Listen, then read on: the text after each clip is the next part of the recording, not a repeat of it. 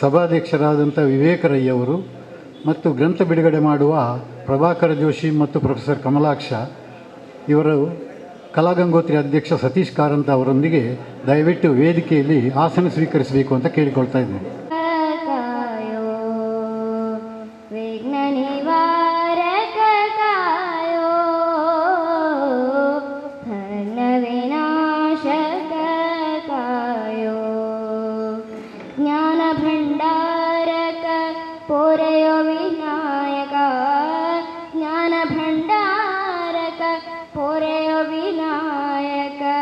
ಮುಕ್ತಿಪ್ರದಾಯಕ ನೀನು ಪರಿಹರಿಸು ದುರಿತ ಅನುಗ್ರಹಿಸು ಫಲವ ಪರಿಹರಿಸು ದುರಿತ ಅನುಗ್ರಹಿಸು ಫಲವ ಕೊನೆಗಾಣಿಸು ವಿನಾಶ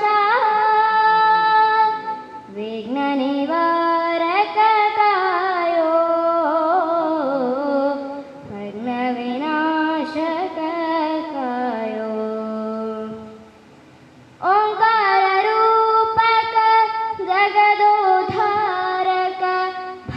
विचारक गजवेश रूपक ओंकार रूपक जगदोद्धारक भाव विचारक गजवेश रूपक संकष्टहारक समृद्धिकारक संकष्टहारक समृद्धिकारक त्रिजगवंदितनु नीनु ಪರಿಹರಿಸು ದುರಿತ ಅನುಗ್ರಹಿಸು ಫಲವ ಪರಿಹರಿಸು ದುರಿತ ಅನುಗ್ರಹಿಸು ಫಲವ ಕೊನೆಗಾಣಿಸು ವಿನಾಶ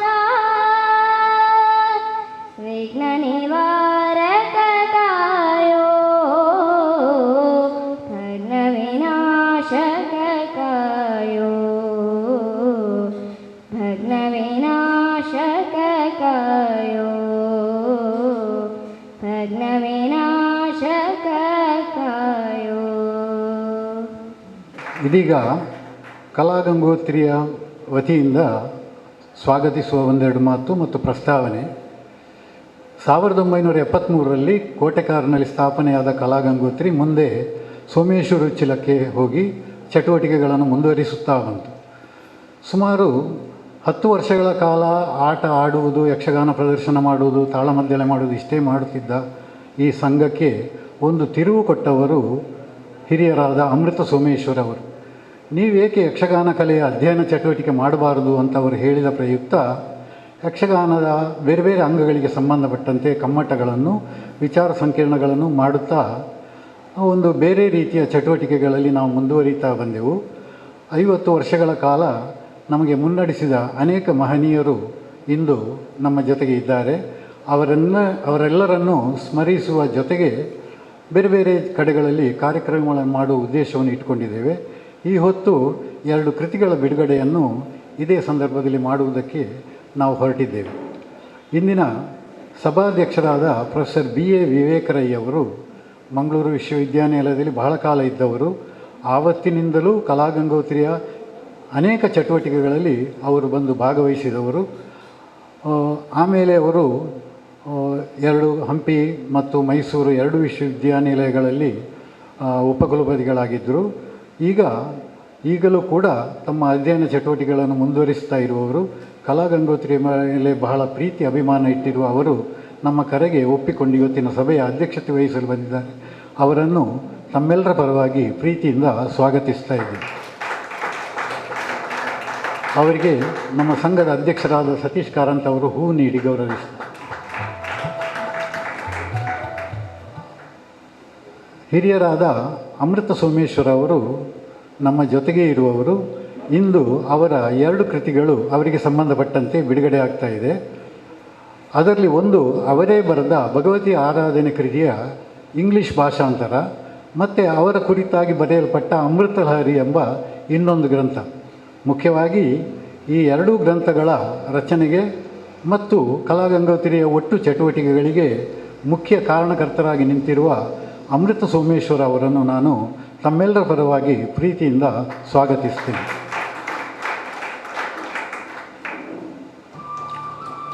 ವೇದಿಕೆಯಲ್ಲಿರುವ ಇನ್ನೋರ್ವ ಹಿರಿಯರು ಶ್ರೀಯುತ ಎಂ ಪ್ರಭಾಕರ ಜೋಶಿಯವರು. ತಮಗೆಲ್ಲ ಗೊತ್ತಿರುವ ಹಾಗೆ ಯಕ್ಷಗಾನದ ಹಿರಿಯ ಅರ್ಥಧಾರಿ, ದೊಡ್ಡ ವಿದ್ವಾಂಸ. ಯಕ್ಷಗಾನ ಮಾತ್ರವಲ್ಲ, ಅನೇಕ ವಿಚಾರಗಳ ಬಗ್ಗೆ ಅಧಿಕಾರಯುತವಾಗಿ ಮಾಡಬಲ್ಲವರು, ಅನೇಕ ಗ್ರಂಥಗಳನ್ನು ಬರೆದವರು. ನಮ್ಮ ಕಲಾಗಂಗೋತ್ರಿಯೊಂದಿಗೆ ನಾನು ಸರಿಯಾಗಿ ಹೇಳುವುದಿದ್ದರೆ 50 ವರ್ಷಗಳ ಸಂಬಂಧ ಅವರಿಗಿದೆ. 1973ರಲ್ಲಿ ಕೋಟೆಕಾರ್ನಲ್ಲಿ ಸತ್ಯಶಂಕರ ಬೊಳ್ಳ ಅವರು ಕಲಾಗಂಗೋತ್ರಿಯನ್ನು ಸ್ಥಾಪನೆ ಮಾಡಿದರು. ಆ ಸಂದರ್ಭದಲ್ಲಿ ಅವರೊಂದು ಸಲಹಾ ಸಮಿತಿಯನ್ನಿಟ್ಟರು. ಆ ಸಲಹಾ ಸಮಿತಿಯಲ್ಲಿ ಇದ್ದವರು ಒಬ್ಬರು ಪ್ರಭಾಕರ ಜೋಶಿ, ಮತ್ತೊಬ್ಬರು ಅಮೃತ ಸೋಮೇಶ್ವರ. ಹಾಗೆ ಅವರಿಬ್ಬರೂ ಕೂಡ 50 ವರ್ಷಗಳಿಂದ ನಮ್ಮ ಒಡನಾಡಿಗಳು ಎಂಬ ಕಾರಣಕ್ಕೆ ಮತ್ತು ವಿಶೇಷವಾಗಿ ಇಂದಿನ ಕಾರ್ಯಕ್ರಮದ ಗ್ರಂಥ ಬಿಡುಗಡೆಗೆ ಅವರು ಅರ್ಹ ವ್ಯಕ್ತಿ ಎಂದು ತಿಳಿದು ಇಂದು ಅವರನ್ನು ನಾವಿಲ್ಲಿ ಬರಮಾಡಿಕೊಂಡಿದ್ದೇವೆ.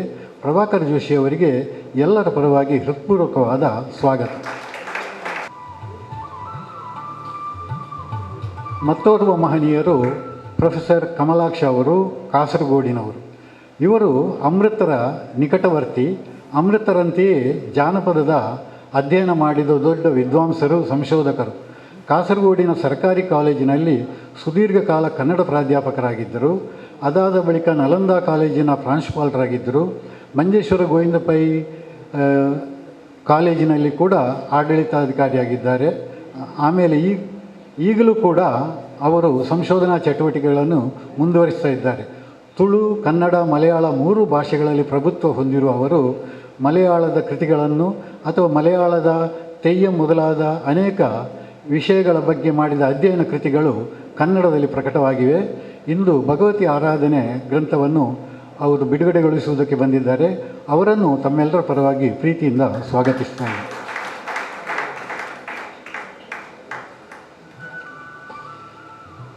ಇಂದಿನ ಈ ಕಾರ್ಯಕ್ರಮಕ್ಕೆ ತಾವೆಲ್ಲ ನಮ್ಮ ಕರೆಗೆ ಓಗೊಟ್ಟು ಬಂದಿದ್ದೀರಿ. ವಿಶೇಷವಾಗಿ ಅಮೃತರ ಮೇಲಿನ ಅಭಿಮಾನ ಇಟ್ಟು ಮತ್ತು ಕಲಾಗಂಗೋತ್ರಿ ಸಂಸ್ಥೆಯ ಮೇಲೆ ಪ್ರೀತಿ ಇಟ್ಟು ಬಂದವರು.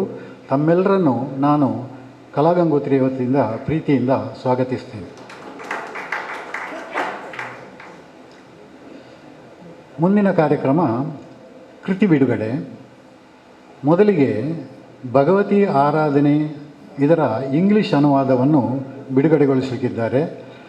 ಈ ಕೃತಿ ಅಮೃತರು ಭಾಳ ಹಿಂದೆ ಬರೆದದ್ದು.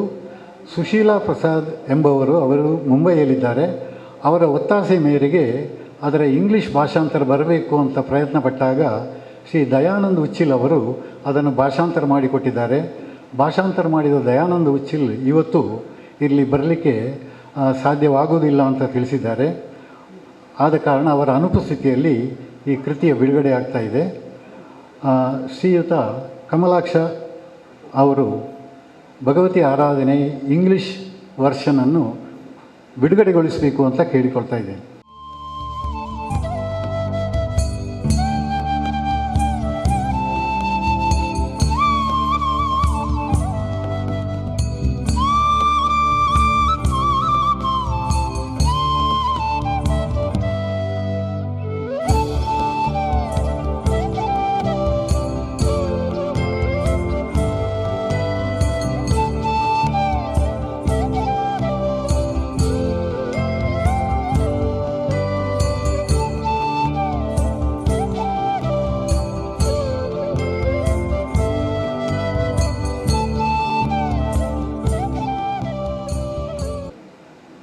ಅಮೃತರನ್ನು ನಾನು ಕಳೆದ 1-2 ದಶಕಗಳಿಂದ ಬಲ್ಲೆ. ಭಾಳ ಹಿಂದಿನಿಂದಲೇ ನನಗೆ ಗೊತ್ತಿಲ್ಲ ಅವರನ್ನು. ಅವರ ಹೆಸರು ಕೇಳಿದ್ದೆ. ಸ್ವಲ್ಪ ನಿಕಟವಾದ ಒಡನಾಟ ಕಳೆದ 1 ದಶಕದಿಂದ ಅಂತ ಹೇಳ್ಬೋದು. ನನ್ನ ಮೇಲೆ ಒಂದು ಕಿರಿಯ ಸಹೋದರನ ಪ್ರೀತಿ. ಅವರ ಬಗೆಗೆ ಇನ್ನಷ್ಟು ವಿಚಾರಗಳು ಉಳಿದವರು ಕೂಡ ಮಾತಾಡ್ತಾರೆ, ನಿಮಗೆಲ್ಲ ಗೊತ್ತಿದೆ. ಅವರ ಬಗೆಗೆ ನಾನು ಹೆಚ್ಚು ಮಾತನಾಡುವುದಿಲ್ಲ. ನನಗೆ ನೀಡಿರುವ ಸಮಯದ ಮಿತಿಯಲ್ಲಿ ಭಗವತಿ ಆರಾಧನೆ ಕೃತಿಯ ಬಗೆಗೆ ನನ್ನ ಅನಿಸಿಕೆಗಳು, ಅದರ ಬಗ್ಗೆ ಸ್ವಲ್ಪ ಮಾತಾಡ್ತೇನೆ. ಯಕ್ಷಗಾನ ಮತ್ತು ತೆಯ್ಯಂ ಅಥವಾ ಭೂತಾರಾಧನೆ ಇದೆರಡೂ ಶ್ರೀ ಅಮೃತ ಸೋಮೇಶ್ವರಿಗೆ ತುಂಬ ಪ್ರಿಯವಾದ ಕ್ಷೇತ್ರಗಳು. ಎರಡು ಕೂಡ ಒಂದು ರೀತಿಯ ಜನಪದ ರಂಗಭೂಮಿ ಆಗಿದ್ದು, ಯಕ್ಷಗಾನ ಸ್ವಲ್ಪ ಹೆಚ್ಚು ಬದಲಾವಣೆಗೆ ಒಳಗಾಗಿರುವ ವಿಚಾರ ತಮಗೆಲ್ಲ ಗೊತ್ತಿದೆ. ಭಗವತಿ ಆರಾಧನೆ ಎನ್ನುವಂಥ ಗ್ರಂಥ ಶ್ರೀ ಅಮೃತ ಸೋಮೇಶ್ವರರ ಸಮುದಾಯ ಮೋಯ, ಆ ಸಮುದಾಯದವರ ವಿಶಿಷ್ಟವಾದಂತಹ ಒಂದು ಆರಾಧನಾ ಪದ್ಧತಿಗೆ ಸಂಬಂಧಪಟ್ಟ ಅದರ ಮುಖ್ಯವಾದಂತಹ ಭಗವತಿಯ ಕುರಿತ ಆರಾಧನೆಯ ವಿವರಗಳನ್ನು ಒಳಗೊಂಡಂಥ ಒಂದು ಉದ್ಗ್ರಂಥ, ಒಂದು ಶ್ರೇಷ್ಠ ಕೃತಿ. ಯಾಕೆ ಹಾಗೆ ಹೇಳುವುದಂದರೆ, ಭಗವತಿ ಎನ್ನುವಂಥ ಸಂಕಲ್ಪ ಸರ್ವಶಕ್ತಳಾದಂತಹ ಸ್ತ್ರೀ ದೇವತೆ ಎನ್ನುವ ಅರ್ಥದಲ್ಲಿ ಅದು ಬಹುಶಃ ವೈದಿಕ ಅವೈದಿಕ ಎರಡೂ ಕ್ಷೇತ್ರಗಳಲ್ಲಿ ಕೂಡ ಈ ಪದದ ಬಳಕೆ ಉಂಟು. ಆದರೆ ಮುಖ್ಯವಾಗಿ ದೈವಾರಾಧನೆ ಅಥವಾ ತೆಯ್ಯಂ ಈ ಕ್ಷೇತ್ರದಲ್ಲಿ ಭಗವತಿ ಎನ್ನುವಂಥ ಮಾತೃದೇವತೆ, ಸ್ತ್ರೀ ದೇವತೆ, ಸರ್ವಶಕ್ತಳಾದಂಥ ಶಕ್ತಿಯನ್ನು ಕುರಿತಾದಂಥ ಆರಾಧನೆಯನ್ನು ಈ ಸಮುದಾಯದವರು ತಲಾಂತರಗಳಿಂದ ಹೇಗೆ ನಡೆಸಿಕೊಂಡು ಬಂದಿದ್ದಾರೆ ಎನ್ನುವ ವಿವರವನ್ನು ಅವರೇ ಹೇಳುವ ಹಾಗೆ ಸುಮಾರು 3 ದಶಕಗಳ ಕ್ಷೇತ್ರ ಕಾರ್ಯದ ಮೂಲಕ, 3 ದಶಕಗಳು ಅಂದರೆ ಸುಮಾರು 30 ವರ್ಷಗಳು ಕ್ಷೇತ್ರ ಕಾರ್ಯವೇ ಮಾಡಿದ್ದು ಅಂತ ಅಲ್ಲ.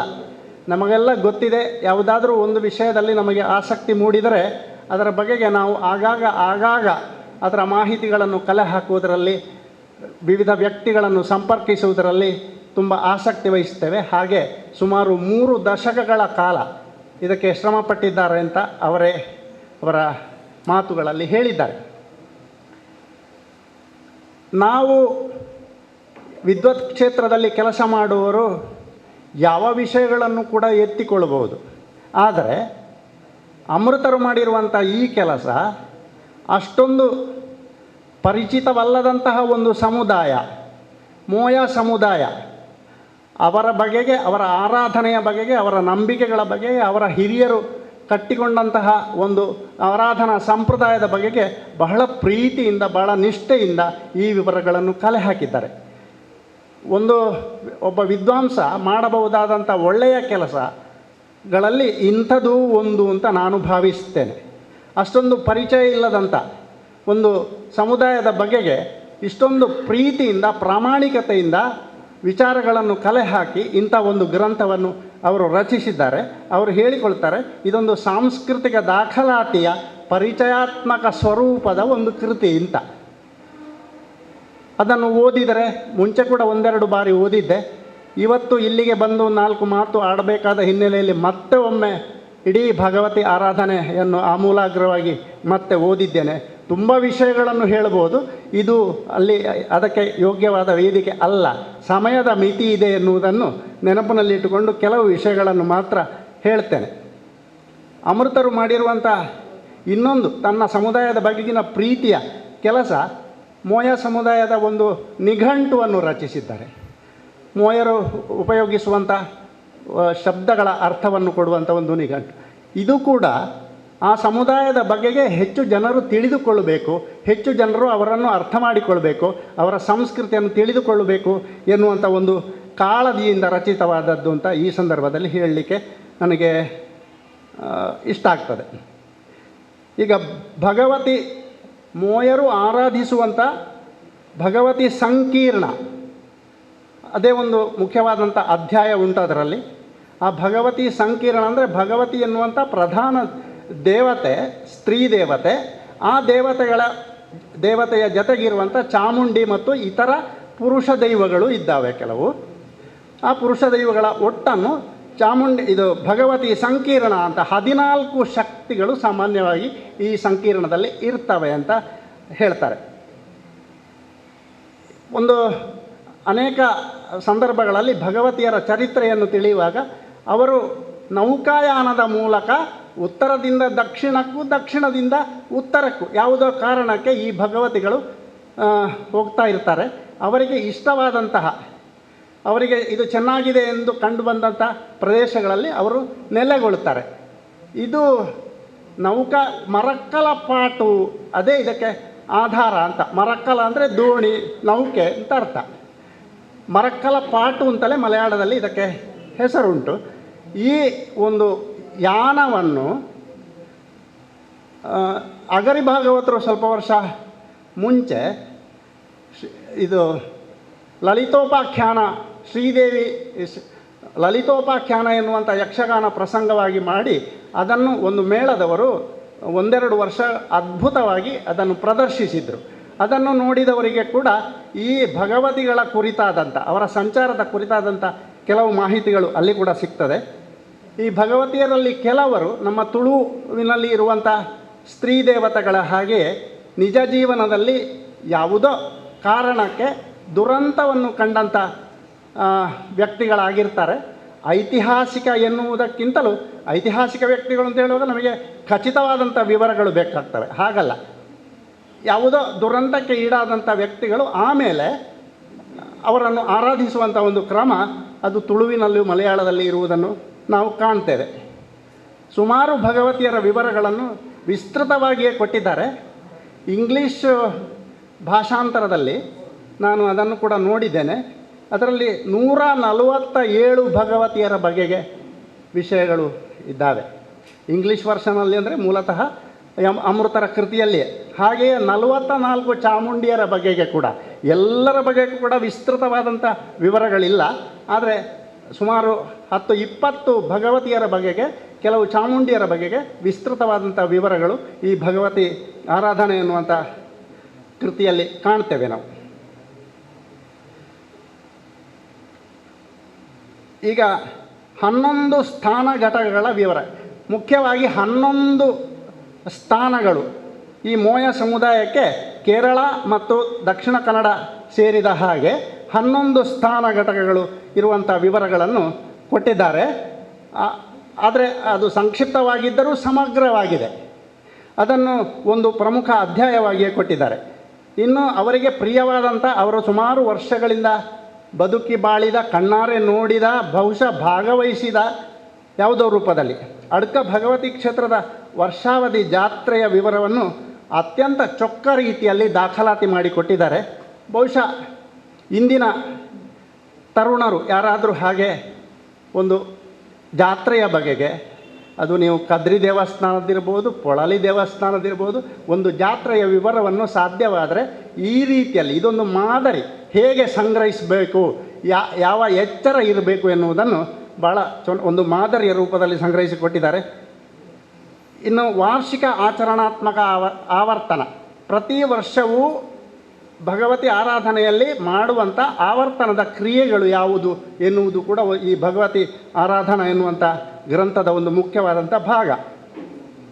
ಇದರ ಜೊತೆಗೇ ಮಲಯಾಳ ಅಥವಾ ಮೋಯ ಸಮುದಾಯದ ಪ್ರಮುಖ ಸ್ತ್ರೀ ದೈವವಾದ ಭಗವತಿ ಆರಾಧನೆಯ ಜೊತೆಗೇ ತುಳು ದೈವವಾದಂಥ ಪಂಜುರ್ಲಿ, ಅಡ್ಕ ಪಂಜುರ್ಲಿ ನೇಮದ ವಿವರ ಕೂಡ ತುಂಬ ಚೆನ್ನಾಗಿ ಅದರ ವಿವರಗಳನ್ನು ಕೊಡ್ತಾರೆ. ಅದರ ವಿವರಗಳನ್ನು ಕೊಡುವಾಗ ಮೋಯ ಸಮುದಾಯದ ಭಗವತಿಯರ ಬಗೆಗೆ ಎಷ್ಟು ಶ್ರದ್ಧೆ, ಪ್ರೀತಿ ಮತ್ತು ತನ್ಮಯತೆ ಇತ್ತೋ ಅಷ್ಟೇ ಪ್ರೀತಿಯಿಂದ ಈ ಅಡ್ಕ ಪಂಜುರ್ಲಿ ನೇಮದ ವಿವರವನ್ನು ಕೂಡ ಕೊಡ್ತಾರೆ. ಒಟ್ಟಿನಲ್ಲಿ ಇಡೀ ಭಗವತಿ ಆರಾಧನೆಯ ಮುಖಾಂತರ ನಮ್ಮ ಹಿರಿಯರು ನಂಬುತ್ತಿದ್ದಂಥ ಅಥವಾ ಆಚರಿಸುತ್ತಿದ್ದಂಥ ವೀರಾರಾಧನೆ, ಅದನ್ನೆಲ್ಲ ವಿಸ್ತರಿಸಲಿಕ್ಕೆ ಹೋಗುವುದಿಲ್ಲ ನಾನು. ವೀರಾರಾಧನೆ, ಪಿತೃ ಆರಾಧನೆ, ವೃಕ್ಷಾರಾಧನೆ ಮತ್ತು ಮಾತೃದೇವತಾರಾಧನೆ ಇತ್ಯಾದಿಗಳ ವಿವರಗಳು ಒಟ್ಟು ಭಗವತಿ ಆರಾಧನೆ ಎನ್ನುವಂಥ ಕೃತಿಯನ್ನು ಓದಿದರೆ ನಮಗೆ ಅಲ್ಲಲ್ಲಿ ಈ ವಿವರಗಳು ಇರುವುದು ಕೂಡ ಗೊತ್ತಾಗ್ತವೆ. ಅದನ್ನು ಕೆಲವು ಕಡೆಯಲ್ಲಿ ಅಮೃತರೇ ಗುರುತಿಸಿಕೊಟ್ಟಿದ್ದಾರೆ. ಮತ್ತು ತಾಂತ್ರಿಕ ರೂಪದ ಆರಾಧನೆ, ಶಕ್ತಿ ಆರಾಧನೆ, ಆ ಆರಾಧನೆಯ ವಿವರಗಳನ್ನು ಕೊಡ್ತಾರೆ. ಈ ತೆಯ್ಯಂ ಅಥವಾ ಭಗವತಿ ಆರಾಧನೆ ಎನ್ನುವುದು ಒಂದು ಆರಾಧನಾ ರಂಗಭೂಮಿ. ಇದನ್ನು ಇತರ ಜಾನಪದ ವಿದ್ವಾಂಸರು ಕೂಡ ಗುರುತಿಸಿದ್ದಾರೆ. ಚಿನ್ನಬಗೌಡರ ಪುಸ್ತಕದಲ್ಲೆಲ್ಲ ಇದು ವಿವರವಾಗಿ, ಇದಂದರೆ ಭಗವತಿ ಆರಾಧನೆಯದಲ್ಲ, ಭೂತಾರಾಧನೆ ಎನ್ನುವುದು ಒಂದು ಆರಾಧನಾ ರಂಗಭೂಮಿ. ಕೆಲವು ಕಡೆಯಲ್ಲಿ ಎಷ್ಟು ಚೊಕ್ಕವಾಗಿ, ಆಕರ್ಷಕವಾಗಿ ಕೊಡ್ತಾರೆ ಎನ್ನುವುದಕ್ಕೆ ಒಂದೆರಡು ಉದಾಹರಣೆಗಳನ್ನು ಹೇಳ್ತೇನೆ. ಈಗ ಸೋಮನಾಥನ ದರ್ಶನಕ್ಕೆ ತೆರಳುವಂಥ ಭಗವತಿಯರ ಸಂದರ್ಭದಲ್ಲಿ ಇದು ಅವರದ್ದೇ ಮಾತು. ಒಂದು ಸಂಭ್ರಮದ ಜೈತ್ರ ಯಾತ್ರೆ ಅಂತ ಹೇಳ್ತಾರೆ. ಸೋಮೇಶ್ವರನನ್ನು ಭೇಟಿಯಾಗಲಿಕ್ಕೆ ಹೋಗುವಂಥ ಆ ವಿವರ ಒಂದು ಸಂಭ್ರಮದ ಜೈತ್ರ ಯಾತ್ರೆಯ ಹಾಗೆ ಉಂಟು ಅಂತ. ಇನ್ನು ಅಡ್ಕ ಪಂಜುರ್ಲಿ ನೇಮದ ಬಗೆಗೆ ಹೇಳುತ್ತಾ, ಒಟ್ಟಿನಲ್ಲಿ ಈ ನೇಮವು ಅಸುರ ಕ್ರಿಯೆಯಿಂದ ಕೂಡಿದ ಧಾರ್ಮಿಕಾಚರಣೆ. ಇದರಲ್ಲಿ ರಕ್ತಾಹುತಿಯು ಮದ್ಯ ನೈವೇದ್ಯಾದಿಗಳು ಸೇರಿರುವುದರಿಂದ ತಾಂತ್ರಿಕ ಸ್ವರೂಪದ ಆರಾಧನೆಯುಳ್ಳ ಉತ್ಸವ ಇದು ಎನ್ನಬಹುದು ಎನ್ನುವಂಥ ಮಾತು ಹೇಳ್ತಾರೆ. ಅದರಲ್ಲಿ ಅವರ ಜಿಜ್ಞಾಸ ಪ್ರವೃತ್ತಿ, ಸಮತೂಕದ ಒಂದು ಜಿಜ್ಞಾಸ ಆಲೋಚನಾ ವಿಧಾನಗಳು ಈ ಮಾತಿನಲ್ಲಿ ನಮಗೆ ಗೊತ್ತಾಗ್ತವೆ. ಇನ್ನು ಪೆರಿಂಕಳಿಯಾಟದ ಬಗೆಗೆ ಕೂಡ ಕೆಲವು ಶಬ್ದಗಳ ಅರ್ಥಗಳನ್ನು, ಸಾಂಸ್ಕೃತಿಕ ಪದಕೋಶವನ್ನು ಕೊಟ್ಟಿದ್ದಾರೆ. ಇದು ಕೂಡ ಅಮೃತರ ತಣಿಯದಂತಹ ವಿವರ ಸಂಗ್ರಹದ ಉತ್ಸಾಹಕ್ಕೆ ಸಾಕ್ಷಿಯಾಗಬಹುದು ಅಂತ ನಾನು ಭಾವಿಸ್ತೇನೆ. ಭಗವತಿ ಆರಾಧನೆ ಎನ್ನುವಂತಹ ಕೃತಿಯ ಕೊನೆಗೆ ಒಂದು ಅಧ್ಯಾಯ, ಒಂದು ಪುಟ್ಟ ಒಂದು ಭಾಗ ಉಂಟು, ಮುನ್ನೋಟ ಅಂತ. ಅದರಲ್ಲಿ ಇಂದಿನ ಪರಿಸ್ಥಿತಿಯಲ್ಲಿ ಹೇಗೆ ಅಚ್ಚಮ್ಮಾರರ ಒಂದು ಆಯ್ಕೆ ಅದು ನಿರಾತಂಕವಾಗಿ ಆಗ್ತಾ ಇಲ್ಲ, ಮುಂದಿನವರಿಗೆ ಹೇಗೆ ಇದನ್ನು ಉಳಿಸಿಕೊಡ್ಬೋದು, ಹೇಗೆ ಈ ಅಚ್ಚಮ್ಮಾರರ ಆಯ್ಕೆಯನ್ನು ಚೆನ್ನಾಗಿ ಮಾಡ್ಬೋದು ಎನ್ನುವುದನ್ನು ಕೂಡ ಅವರು ಕೊಡ್ತಾರೆ. ಇನ್ನೂ ತುಂಬ ವಿಚಾರಗಳನ್ನು ಹೇಳ್ಬೋದು. ಸದ್ಯ ಇದು ಕನ್ನಡದಲ್ಲಿ ಹಿಂದೆ ಬಂದಿರುವಂಥ ಭಗವತಿ ಆರಾಧನೆಯ ಬಗೆಗೆ ಅದು ಒಂದು ಮಾದರಿಯಾದಂಥ ಒಬ್ಬ ಜಿಜ್ಞಾಸುವಿನ, ಒಬ್ಬ ಪ್ರಗತಿಶೀಲ ಚಿಂತಕನ ಅಭಿಪ್ರಾಯಗಳನ್ನು ಒಳಗೊಂಡಂಥ ಒಂದು ಆರಾಧನಾ ವಿಷಯದ ಕುರಿತಾದಂಥ ಗ್ರಂಥ ಎನ್ನುವುದನ್ನು ನಾನು ಹೇಳುವುದಕ್ಕೆ ತುಂಬ ಸಂತೋಷ ಆಗ್ತದೆ. ಇನ್ನು ಇದರ ಆಂಗ್ಲ ರೂಪ ಇವತ್ತು ಬಿಡುಗಡೆ ಆಗಿರುವಂಥದ್ದು ಭಗವತಿ ಆರಾಧನೆ ಅಂತ ಹೇಳೋದು. ಇದರ ಬಗೆಗೆ 4 ಮಾತು. ದಯಾನಂದ ಉಚ್ಚಿಲ ಅವರು ಇವತ್ತು, ಅವರನ್ನು ನಾನು ಕಾಣಬಹುದು ಅಂತ ಆಸೆ ಪಟ್ಟಿದ್ದೆ, ಅವರು ಇವತ್ತು ಬರಲಿಲ್ಲ, ನೋಡೋಣ ಮತ್ತೆ ಯಾವಾಗಾದರೂ. ಸ್ವಲ್ಪ ಕನ್ನಡ ಆವೃತ್ತಿಯಲ್ಲಿರುವ ವಿವರಗಳನ್ನು ಅತ್ಯಂತ ಶಿಸ್ತಿನಿಂದ, ಅತ್ಯಂತ ವಿಧೇಯತೆಯಿಂದ ಪಾಲಿಸಿದ್ದಾರೆ ಅದರ ಭಾಷಾಂತರದಲ್ಲಿ. ಆದರೆ ಕೆಲವು ವಿವರಗಳನ್ನು, ಕೆಲವು ಅಧ್ಯಾಯಗಳನ್ನು, ಅನುಬಂಧ ಇತ್ಯಾದಿಗಳಲ್ಲಿರುವಂಥ ಇದನ್ನು ಬಹುಶಃ ಇವತ್ತಿನ ಓದುಗನಿಗೆ ಹೆಚ್ಚು ಅನುಕೂಲ ಆಗ್ತದೆ ಓದಲಿಕ್ಕೆ ಎನ್ನುವ ಕಾರಣಕ್ಕೆ ಸ್ವಲ್ಪ ಹಿಂದೆ ಮುಂದೆ ಮಾಡಿ ಕೊಟ್ಟಿದ್ದಾರೆ. ಮತ್ತು ಫೋಟೋಗಳು ಕೂಡ ಹೊಸ ಫೋಟೋಗಳನ್ನು ಅಳವಡಿಸಿದ್ದಾರೆ. ತುಂಬ ಒಳ್ಳೆಯ ಒಂದು ಭಾಷಾಂತರ ಮಾಡಿದ್ದಾರೆ. ನನಗೆ ಅನಿಸುವುದು, ಈ ಭಗವತಿ ಆರಾಧನೆ ಇಂಥ ತುಂಬ ಕೃತಿಗಳನ್ನು ಅಮೃತರು ರಚಿಸಿದ್ದಾರೆ, ಅದನ್ನೆಲ್ಲ ನಾನು ಹೇಳುವುದಿಲ್ಲ. ಇಂಥ ಉತ್ಸಾಹದ, ಸತ್ಯನಿಷ್ಠವಾದ, ಯಾವ ಅತಿಶಯೋಕ್ತಿಯೂ ಇಲ್ಲದೆ ಅತ್ಯಂತ ವಸ್ತುನಿಷ್ಠವಾಗಿ, ಸತ್ಯನಿಷ್ಠವಾಗಿ ಮಾಡಿದಂಥ ಈ ಒಂದು ಕೆಲಸ, ಭಗವತಿ ಆರಾಧನೆಯ ಆ ಕೆಲಸ ಉಂಟಲ್ಲ, ಮತ್ತು ಇತರ ಅನೇಕ ಕೆಲಸಗಳು, ನನಗೆ ಅಮೃತರನ್ನು 56 ಇಂಚಿನ ಎದೆ ಇರುವಂಥ ಒಬ್ಬ ವಿದ್ವಾಂಸ ಅಂತ ಕರೀಲಿಕ್ಕೆ ಸಂತೋಷ ಆಗ್ತದೆ. ಈ ದಯಾನಂದ ಉಚ್ಚಿಲರ ಕೆಲಸ ಅದು ರನ್ನಕವಿಯ ಒಂದು ಮಾತುಂಟು, 8 ಎದೆ ಅಂತ. ಬಹುಶಃ ದಯಾನಂದ ಉಚ್ಚಿಲರಿಗೆ 8 ಎದೆ ಉಂಟು. ಯಾಕಂದರೆ ಇಂಥ ಒಂದು ವಿಶೇಷವಾದ, ವಿಶಿಷ್ಟವಾದ ಒಂದು ಪ್ರಾದೇಶಿಕ ಸಂಸ್ಕೃತಿಯನ್ನು ಒಳಗೊಂಡ ಅನೇಕ ಪಾರಿಭಾಷಿಕ ಶಬ್ದಗಳು ಇರುವಂಥ ಒಂದು ಕೃತಿಯನ್ನು ಬೇರೆ ಒಂದು ಭಾಷೆಗೆ, ಅದು ಕೂಡ ಸಹೋದರಿ ಭಾಷೆ ಕೂಡ ಅಲ್ಲ, ಬೇರೊಂದು ಭಾಷೆಗೆ ಭಾಷಾಂತರ ಮಾಡುತ್ತೇನೆ ಎನ್ನುವಂಥ ಧೈರ್ಯ ಮತ್ತು ಆ ಕೆಲಸದಲ್ಲಿ ಯಶಸ್ವಿಯಾಗಿರುವುದು ಖಂಡಿತ ದಯಾನಂದ ಉಚ್ಚಿಲ ಅವರಿಗೆ 8 ಎದೆ ಉಂಟು ಅಂತ ನಾವು ಖಂಡಿತವಾಗಿ ಹೇಳಬೇಕು. ಮತ್ತು ಭಗವತಿ ಆರಾಧನೆ ಎನ್ನುವ ಪುಸ್ತಕದ ಅಲ್ಲ, ಭಗವತಿ ಆರಾಧನೆ ಎನ್ನುವ ವಿಷಯದ ಒಂದು ದಿಗ್ವಿಜಯ ಇದು, ಒಂದು ದಿಗ್ವಿಜಯ ಇದು. ಅಂದರೆ ಈ ಇಂಗ್ಲೀಷಿಗೆ ಭಾಷಾಂತರವಾಗಿರುವುದು ಕೂಡ ಒಂದು ದಿಗ್ವಿಜಯ. ನಿಜವಾಗಿ ಇದು ನಮ್ಮ ಜನಪದ ಭಾಷೆಯಲ್ಲಿ ಹೇಳುವುದಾದರೆ 7 ಕೈಯ ಕೊಪ್ಪರಿಗೆ. ಅನೇಕರಿಗೆ ಆ ಕೊಪ್ಪರಿಗೆ ಮನೆಯಲ್ಲಿ ಅಥವಾ ನಮ್ಮ ಹಿತ್ತಿಲಲ್ಲಿ ಉಂಟು ಅಂತಲೇ ಗೊತ್ತಿಲ್ಲ. ಇದು ನಮ್ಮದು ಅಂಥ ಒಂದು ವಿಶೇಷವಾದಂಥ 7 ಕೈಯ ಕೊಪ್ಪರಿಗೆಯನ್ನು ಅದರ ಧನ ಎಲ್ಲ ಓದುವವರಿಗೆ, ಎಲ್ಲ ಜಿಜ್ಞಾಸುಗಳಿಗೆ, ಎಲ್ಲ ಸಂಶೋಧಕರಿಗೆ, ಅದಕ್ಕಿಂತಲೂ ಮುಖ್ಯವಾಗಿ ಮುಂದಿನ ತರುಣ ಜನಾಂಗಕ್ಕೆ ಇನ್ನು ಬರುವಂಥ ಪೀಳಿಗೆಗೆ ಇದು ಒದಗಬೇಕು ಎನ್ನುವಂಥ ಒಂದು ಕಾಳಜಿ ಅದು ಮೂಲ ಗ್ರಂಥಕರ್ತರಲ್ಲಿಯೂ ಇದೆ, ಅನುವಾದಕರಲ್ಲಿಯೂ ಇದೆ. ಇದನ್ನು ನಾವು ಕೊಂಡಾಡಲೇಬೇಕು. ಇಂಗ್ಲೀಷಿನಂಥ ಒಂದು ಭಾಷೆಗೆ ಇದು ಭಾಷಾಂತರವಾದಾಗ ಇದು ಇನ್ನಷ್ಟು ಜನರಿಗೆ ಬಹುಶಃ ಭಾರತದಾದ್ಯಂತ ಅಲ್ಲ ವಿಶ್ವದಾದ್ಯಂತ ಈ ಕೃತಿ ಪ್ರಕಟವಾಗ್ತದೆ. ತನ್ಮೂಲಕ ನಮ್ಮ ಗುರು ಸಮಾನರಾದ ಹಿರಿಯಣ್ಣ ಸಮಾನರಾದ ನಮ್ಮ ಅಮೃತರ ಶಕ್ತಿ ಅವರು ಮಾಡಿದಂಥ ಕೆಲಸಗಳು ಏನು ಎನ್ನುವುದು ಜಗತ್ತಿಗೆ ಪ್ರಸಾರ ಆಗ್ತದೆ. ಹಾಗೆ ಆಗಬೇಕು ಅಂತ ನನಗೆ ಅನ್ನಿಸ್ತದೆ. ಈ ದಯಾನಂದ ಉಚ್ಚಿಲರು ಒಂದು ಸಾಂಸ್ಕೃತಿಕ ಪರಿಭಾಷೆಯ ಒಂದು ಭಾಗ ಕೊಟ್ಟಿದ್ದಾರೆ, equivalent words and terms in English ಅಂತ. ಈಗ ಭೂತಾರಾಧನೆಯ ಬಗೆಗೆ ಒಂದು ಸ್ವಲ್ಪ ಸಂಗತಿಗಳು ನನಗೆ ಗೊತ್ತಿವೆ. ಅದರ ಒಂದು 10 ಪದಗಳನ್ನು ಸಾಂಸ್ಕೃತಿಕ ಪದಗಳನ್ನು ಇಂಗ್ಲೀಷಿನಲ್ಲಿ ಹೇಳು ಅಂತ ಹೇಳಿದರೆ ನನಗೆ ಬೆಬ್ಬೆಬ್ಬೆ ಅದಿತ್ತು, ನನ್ನಿಂದ ಆಗಲಿಕ್ಕಿಲ್ಲ. ಅಂಥದ್ರಲ್ಲಿ ಎಷ್ಟು ಪದಗಳನ್ನು ಇವರು ಲೀಲಾಜಾಲವಾಗಿ ಇಂಗ್ಲೀಷಿಗೆ ಭಾಷಾಂತರಿಸಿದ್ದು ಅದನ್ನು ನೋಡಿದರೆ ನನ್ನಂಥವನಿಗೆ ಗಾಬರಿ ಆಗ್ತದೆ, ನಿಮ್ಮಂಥವರಿಗೆ ಮೆಚ್ಚುಗೆ ಆಗಬೇಕು. ತರುಣರಂತೂ ಖಂಡಿತವಾಗಿ ಇದನ್ನೊಂದು ಮಾದರಿ ಕೆಲಸ ಅಂತ ತಿಳಿಯಬೇಕು ಅಂತ ನಾನು ಭಾವಿಸ್ತೇನೆ. ಇದು ಉಚ್ಚಿಲರ ವಿಶಿಷ್ಟವಾದಂಥ ಕೊಡುಗೆ. ಶ್ರೀ ಯು ಎನ್ ಪ್ರಸಾದ್ ಅವರಿಗೆ, ಯಾರು ಅಂತ ನನಗೆ ಗೊತ್ತಿಲ್ಲ, ಯಾರೋ ಒಬ್ಬ ಮಹನೀಯರು ಅವರಿಗೆ ಈ ಕೃತಿಯನ್ನು ಅರ್ಪಿಸಿದ್ದಾರೆ. ಮತ್ತು ಅರ್ಪಿಸುವಾಗ ಅವರು ಉಚ್ಚಿಲರು, ದಯಾನಂದ ಉಚ್ಚಿಲರು ಎ ಮೋಯಾ ಲೆಜೆಂಡ್ ಅಂತ ಹೇಳ್ತಾರೆ, ದಂತಕಥೆಯಾಗಿರುವವರು, ಮತ್ತು ಮೈ ಮೆಂಟರ್ ಅಂತ ಹೇಳ್ತಾರೆ.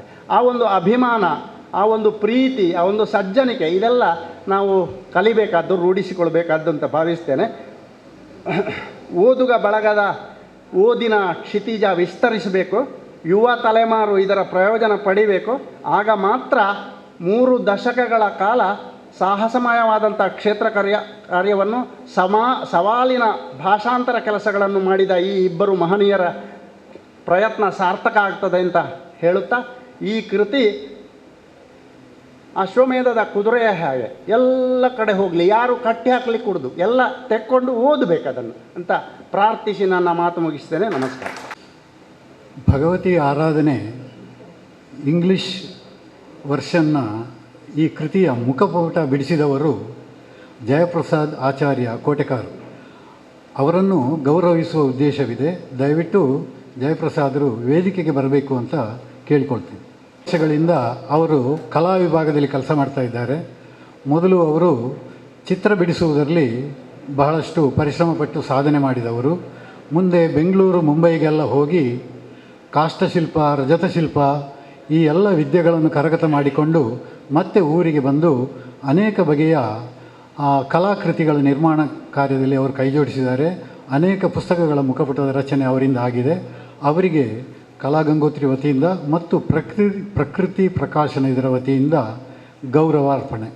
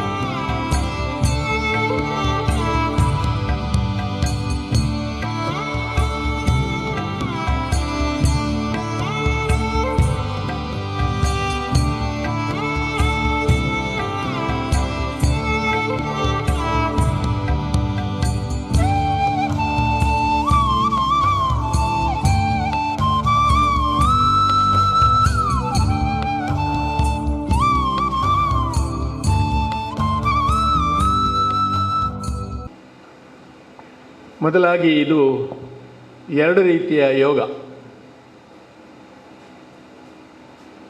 ಈ ಪುಸ್ತಕ ಬಿಡುಗಡೆಯ ಒಂದು ಭಾಗ್ಯ ನನಗೆ ವಿಶೇಷವಾಗಿ ಒದಗಿದೆ ಯೋಗ ಅಂತ ಭಾವಿಸ್ತೇನೆ. ಅದರ ಒಟ್ಟಿಗೆ ಮೊನ್ನೆ ನನಗೆ ಬಂದ ಒಂದು ಆಪತ್ತು, ರಾಜ್ಯೋತ್ಸವ, ಅದರ ಸನ್ಮಾನವೂ ಆಯಿತು. ಹಾಗಾಗಿ ಅದರಿಂದಾಗಿ ನಾನು ಅಮೃತರ ಬಗ್ಗೆ ಒಂದು ಮಾಡಬೇಕಾದಷ್ಟು ಹೋಮ್ವರ್ಕ್ ಈ ಪುಸ್ತಕದ ಬಗ್ಗೆ ಮಾಡಲಿಕ್ಕಾಗಲ್ಲ ನನಗೆ. ಬೇರೆ ಬೇರೆ ತೊಂದರೆಗಳು ಬಂತು, ಬ್ಯುಸಿ ಇದ್ದೆ ನಾನು. ಆದರೂ ಒಂದು ರೀತಿಯಲ್ಲಿ ಹೇಳುವಾಗ ಅಮೃತರ ಬಗ್ಗೆ ನಾನು ಸಿದ್ಧತೆ ಮಾಡದೆ ನಿತ್ತಲ್ಲಿ 1-2 ಗಂಟೆ ಮಾತಾಡಬಲ್ಲೆ. ನಾನು ಬಹಳವಾಗಿ ಗೌರವಿಸುವ ಮತ್ತು ಎದೆಗೆ ಹಚ್ಚಿಕೊಂಡ ಮೊದಲ 10 ವ್ಯಕ್ತಿತ್ವಗಳನ್ನು ಹೇಳುವುದಿದ್ರೆ ಅದರಲ್ಲಿ ಅಮೃತರು ಖಂಡಿತ ಬರ್ತಾರೆ,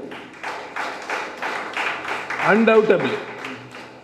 ಆದ್ದರಿಂದ ಈಗ ನಾವು ನಮ್ಮವರು ಪ್ರೊಫೆಸರ್ ಅಮೃತ ಸೋಮೇಶ್ವರರನ್ನು, ಪ್ರೊಫೆಸರ್ ವಿವೇಕ ರೇಗಳನ್ನು, ಅಲ್ಲ ಈಗ ನಮ್ಮ ಯಕ್ಷಗಾನದ ಗೋವಿಂದ ಭಟ್ರನ್ನು, ಇಂಥ ಅನೇಕರನ್ನು ನಾವು ನಾಡಿನ ಕರಾವಳಿಯ ಶ್ರೇಷ್ಠ ಅದೆಲ್ಲ ಹೇಳೋದು ಬಿಡಬೇಕು ನಾವು. ನಮಗೆ ಅದೊಂದು ಈ ಪಶ್ಚಿಮ ಘಟ್ಟದ ಒಂದು 5,000 ಫೀಟ್ ನಮಗೆ ಅಡ್ಡ ಬರ್ತದೆ. ನಾವು ಕರಾವಳಿ ಅಂತ ಅಲ್ಲ, ದೇಶದ ಶ್ರೇಷ್ಠ ವಿದ್ವಾಂಸರಲ್ಲಿ ಅಮೃತರು ಒಬ್ಬರು. ಮತ್ತು ಈ ಸಂದರ್ಭದಲ್ಲಿ ನಾನು ಹೇಳಬಹುದಾದ ಮತ್ತು ಹೇಳಲೇಬೇಕಾದ ವಿಷಯ, ಅವರಿಗೆ ತನ್ನದೇ ಆದ ರೀತಿ ಅನೇಕ ಮನ್ನಣೆಗಳು ಬಂದಿವೆ ಮತ್ತು ಅವರು ಮನ್ನಣೆಗಳನ್ನು ಒಂದು ಬಹಳ ಮೆಚ್ಚಿಕೊಂಡು ಹೋಗುವವರಲ್ಲ, ಅವರದೇ ಒಂದು ಕ್ರಮದಲ್ಲಿ ಕೆಲಸ ಮಾಡೋರು. ಆದರೆ ಅವರಿಗೆ 1-2 ಮನ್ನಣೆಗಳು ಬರಬೇಕು. ಒಂದು ಕೇಂದ್ರೀಯ ಸಾಹಿತ್ಯ ಅಕಾಡೆಮಿ ಅವರಿಗೆ ಬರಬೇಕು. ಹಾಗೆ ಸಾಹಿತ್ಯ ಸಮ್ಮೇಳನ ಅಧ್ಯಕ್ಷ ಇನ್ನು ಅವರ ಆರೋಗ್ಯ ದೃಷ್ಟಿಯಿಂದ ಅದು ಬರ್ತದೋ ಇಲ್ಲೋ ಗೊತ್ತಿಲ್ಲ, ಅದು ಅವರಿಗೆ ಬರಬೇಕಾದ್ದು. ವಿವೇಕರಿಗಳಿಗಾದರೂ ಅದು ಬಂದು ಕಾಂಪೆನ್ಸೇಟ್ ಆಗ್ತದೆ ಅಂತ ಭಾವಿಸ್ತೇನೆ. ನಾನಂದರೆ ವಿವಿಧ ವಿಷಯ ವಿಭಾಗ ಅಂತ ಅಲ್ಲಲ್ಲಿ ಇಷ್ಟಿತ್ತು ಅಂತ ರಾಷ್ಟ್ರಮಟ್ಟದ ಹಾಗೆ ಮಾತಾಡೋದು, ಮಧ್ಯದಲ್ಲಿ ವಿಷಯ ತಕ್ಕೊಂಡು. ಸ್ನೇಹಿತರೆ, ಅಮೃತರನ್ನು ನಾವು ಏನಂತ ಹೇಳುವ? ತುಂಬ ಕಾರಣದಿಂದ ಅಮೃತರು ಹೇಗೆ ವಿಶಿಷ್ಟರು ಅಂತ ಈಗಲೇ ಪ್ರೊಫೆಸರ್ ಕಮಲಾಕ್ಷರ್ ಹೇಳಿದ್ದಾರೆ. ಅವರ ಭಗವತಿ ಆರಾಧನೆ ಪೇನ್ಸ್ಟೇಕಿಂಗ್ ವರ್ಕ್, ತುಂಬ ಕಾಲದಿಂದ ಅವರು ಮಾಡಿದಂಥ ಒಂದು ದೊಡ್ಡ ಕೆಲಸ. ಅದನ್ನು ಉಚ್ಚಿಲ್ ಅವರು ಅನುವಾದ ಮಾಡಿ ಒಂದು ದೊಡ್ಡ ಕಾಣಿಕೆ ಸಲ್ಲಿಸಿದ್ದಾರೆ. ಅದಕ್ಕಾಗಿ ಅನುವಾದಕರಾದ ಉಚ್ಚಿಲ್ರವರನ್ನು, ಲೇಖಕರಾದ ಅಮೃತರನ್ನು ನಾನು ಹಾರ್ದಿಕವಾಗಿ ಅಭಿವಂದಿಸ್ತೇನೆ. ಅಮೃತ ಲಹರಿ, ತೀರದ ತೆರೆ ಅಲ್ವ ಅಮೃತರ ಕಾದಂಬರಿ, ತೀರದ ತೆರೆ. ಕಾಂತಾರದ ಬಗ್ಗೆ ಸುದ್ದಿ ಮತ್ತು ಅದರ ಕ್ಲಿಪ್ಪಿಂಗ್ಸ್ ನೋಡಿದ ಮೇಲೆ ನನಗೆ ಕೂಡಲೇ ಕಂಡದ್ದು, ನಾನಿನ್ನು ಆ ಸಿನಿಮಾ ನೋಡಬೇಕಷ್ಟೇ. ರಿಷಬ್ ಶೆಟ್ಟಿ ಅಂತಹ ಒಬ್ಬ ನಿರ್ದೇಶಕನ ಕೈಗೆ ಸಿಕ್ಕಿದರೆ ತೀರದ ತೆರೆ ಕೂಡ ಒಂದು ಪವರ್ಫುಲ್ ಫಿಲ್ಮ್ ಆರ್ಟ್ ಕೂಡ ಆಗ್ಬೋದು. ಅಲ್ಲ, ಸಿನಿಮಾ ಆದ ಕೂಡಲೇ ಒಂದು ಕಾದಂಬರಿ ಶ್ರೇಷ್ಠ ಅಂತಲ್ಲ, ಒಂದು ಸುಮ್ಮನೆ ನಾನು ಒಂದು ಲಹರಿಯನ್ನು ಬಿಟ್ಟಿದ್ದೇನೆ. ಯಾಕೆಂದರೆ ಮಾಡೋದು ನಾನಲ್ಲ, ಯಾರ್ಯಾರು ಮಾಡೋದಲ್ಲ. ಹೇಳಲಿಕ್ಕೆ ನನಗೇನು, ನಾನು ಇಡೀ ಜೀವಮಾನದಲ್ಲಿ ಮಾಡ್ತಾ ಬಂದ ಒಂದು ಒಳ್ಳೆಯ ಕೆಲಸ ಅಂದರೆ ಧರ್ಮಾರ್ಥ ಸಲಹೆಗಳು. ನಾನು ಮಾಡುವುದಿಲ್ಲ ಅದು. ಆದ್ದರಿಂದ ತುಂಬ ಕಡೆ ಗೌರವ ಸಲಹೆಗಾರರು ಅಂತ ಉಂಟು, ಅದಿನ್ನು ಸೇರಬೇಕು ಅದಕ್ಕೆ.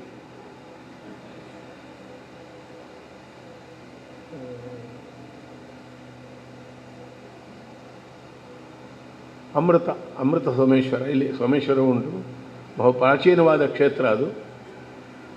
ತೀರದ ತೆರೆ ಮತ್ತು ರುದ್ರಶೀಲ ಸಾಕ್ಷಿ 2 ಹೆಡ್ಡಿಂಗು ನಮಗೆ ಯಾವಾಗಲೂ ನನಗೆ ಅಮೃತರ ಸಮಗ್ರ ಕೃತಿ ಸಂಪುಟವನ್ನು ನನಗೆ ನೆನಪಿಸ್ತದೆ.